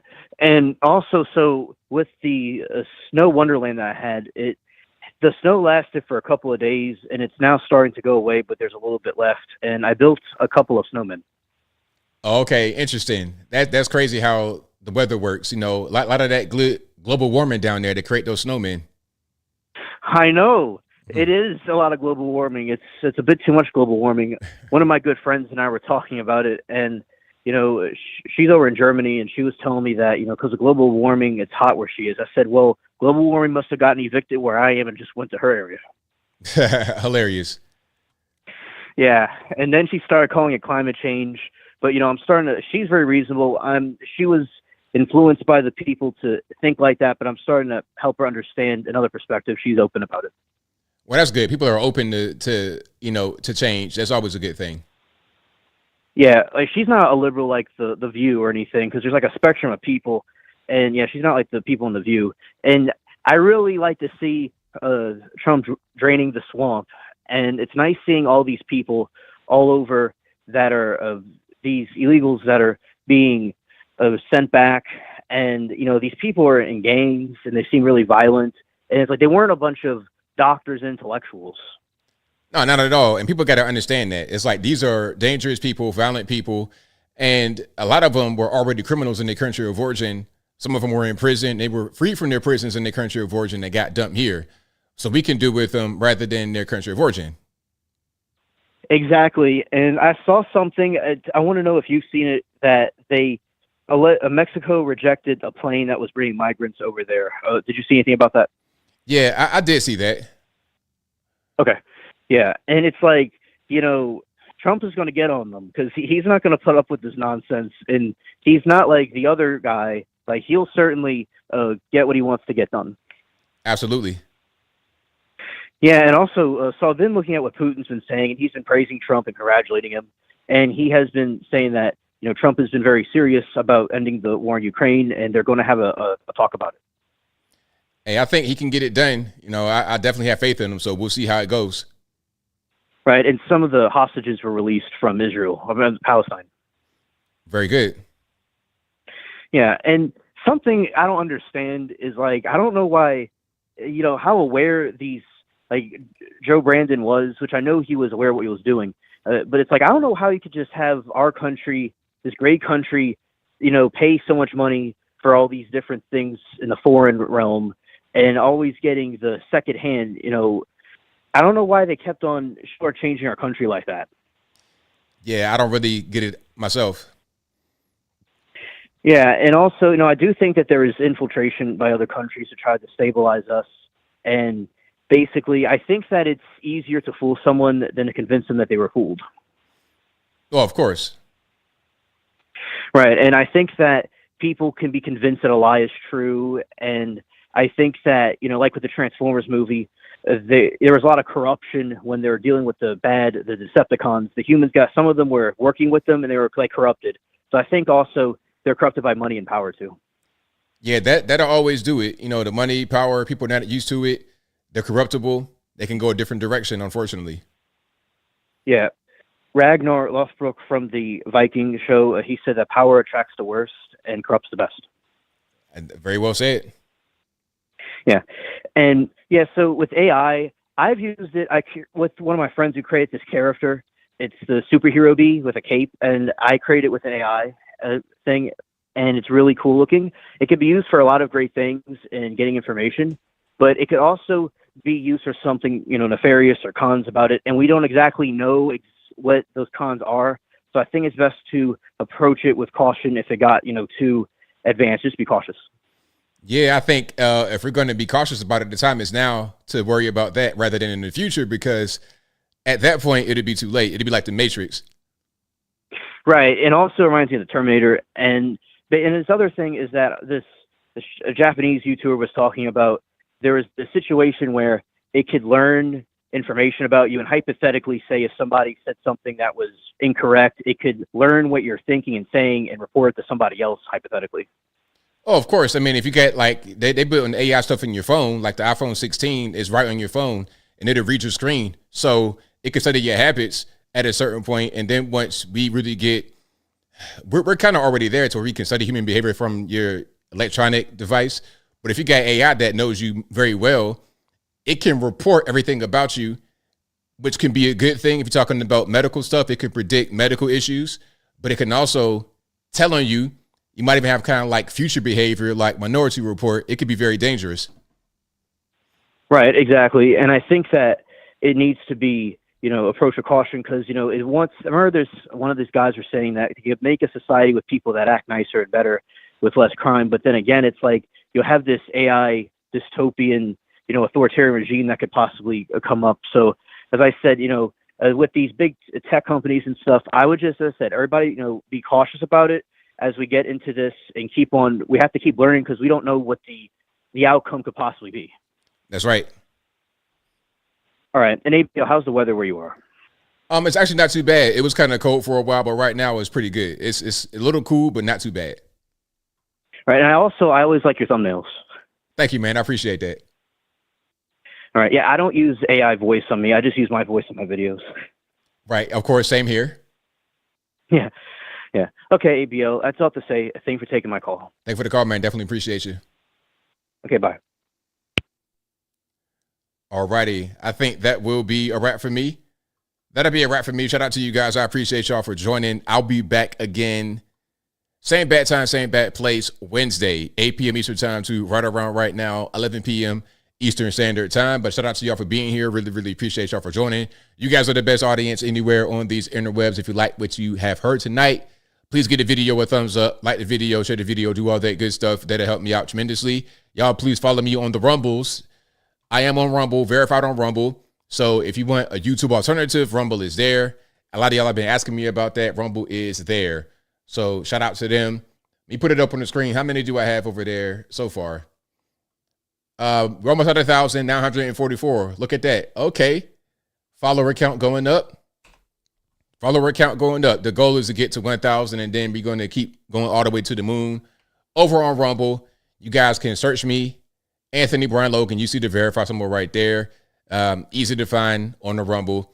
So shout out to them, and shout out to my other social media platforms, my Facebook, Instagram, Twitter, TikTok. I'm on all those platforms. TikTok, I don't know how long it's going to last because this phone about to go. So I don't want to have to keep this phone and pay all that money just to have TikTok. I don't think it's really worth that much, to be totally honest.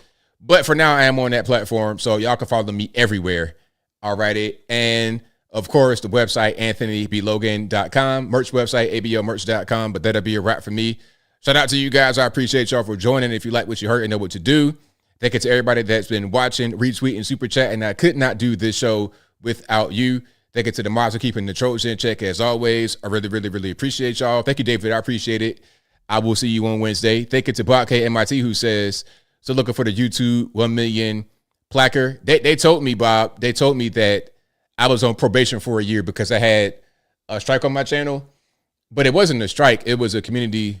It was a community guidelines or something like this. It was a warning, basically. It was a warning. I think I said it before, but what happened was, and I had to call them, like I had to have a rep that I can call. So I was on the conference call with her and I asked her directly, like, what's going on my plaque? Why don't I have the actual notification? What's going on? The point of her call was to encourage me to do shorts because that's what everybody wants right now is shorts. Although them things don't really do too much on my channel like that. But anyway, I had to ask and make it be a point like, hey, where's the plaque? And she said, if you have any kind of strike on your channel, any kind of warning, a year after it's off and it stays off, then at that point, you're eligible. So let's say, okay, I have 1 million subscribers. I crossed that threshold, but I still have a warning on my channel. I did a class, I think, and I was able to get like a 2-second class, basically, and I got the warning off of my channel. But that might have been like in June of last year. I forget when that was. It's been not that long ago. So although I crossed that threshold at a certain point, I still had to strike. Once I get rid of the strike, the countdown starts from that point when the strike is off. So we're looking at summertime 25 for that at the earliest because they put me on probation. And all I did was I aired Trump. I think it might have been an inauguration in 2020 when he said the election was stolen. But now all of a sudden we can say that it was stolen or have questions about it, and it's not really a big problem. It's not really a big deal. Funny how, time heals all wounds. But anyway, you kind of uneasy watching shorts. I'm not really a shorts. I like shorts, but it's not for everywhere. Shorts for me work better on like an Instagram, Facebook. I put them on YouTube, but different platforms need different things. TikTok, of course, they want shorts. But ultimately, what I want you to do, and one thing they told me during my meeting was you can link to longer videos because that's the bread and butter for any content creator really is longer videos. Short videos, I don't know. I prefer the longer videos, but I'll get you in the door with the short. If you got a TikTok brain, short attention span, that's fine. I meet you where you are. I want to be able to bring you from that world into my world. It can be hard to do that sometimes because a lot of people, when they come for the shorts, all they want to see is the shorts sometimes. So it's kind of hard, but that's my objective is to get the shorts watchers into watching long form content. Thank you to Eric Scott for the donation. Thank you to Bina who says, great show ABL, sub chat. Also, I'm changing my Wi-Fi password to ICE surveillance vehicle 2. Hilarious. Hey, I might need to do the same thing. Okay. Immigration Customs Enforcement. That's going to be my Wi-Fi name. Log on to that. And we're going to ping your phone immediately and show up. Shout out to Kaish Posthumous, who says, ABL, do you think Ukraine should replace Zelensky? I mean, it's not really about Zelensky. Zelensky is just the guy there. He's just the guy that happens to be there. It doesn't really matter. They can install anybody and it'd be the same situation. What we need to do is just stop giving them billions upon billions upon billions upon billions of dollars. Let's just resolve the war. Okay. And the only reason why the war is going on is because we're supporting them, meaning the United States and Europe to a certain extent as well. Some of Europe, not all of Europe. But anyway, all right. So I think that will be a wrap for me. Shout out to you guys. I appreciate y'all. Back on Wednesday live, but I'm here every day throughout the week for the most part, putting out pre-recorded content. And until next time, y'all be safe. I'm out and peace.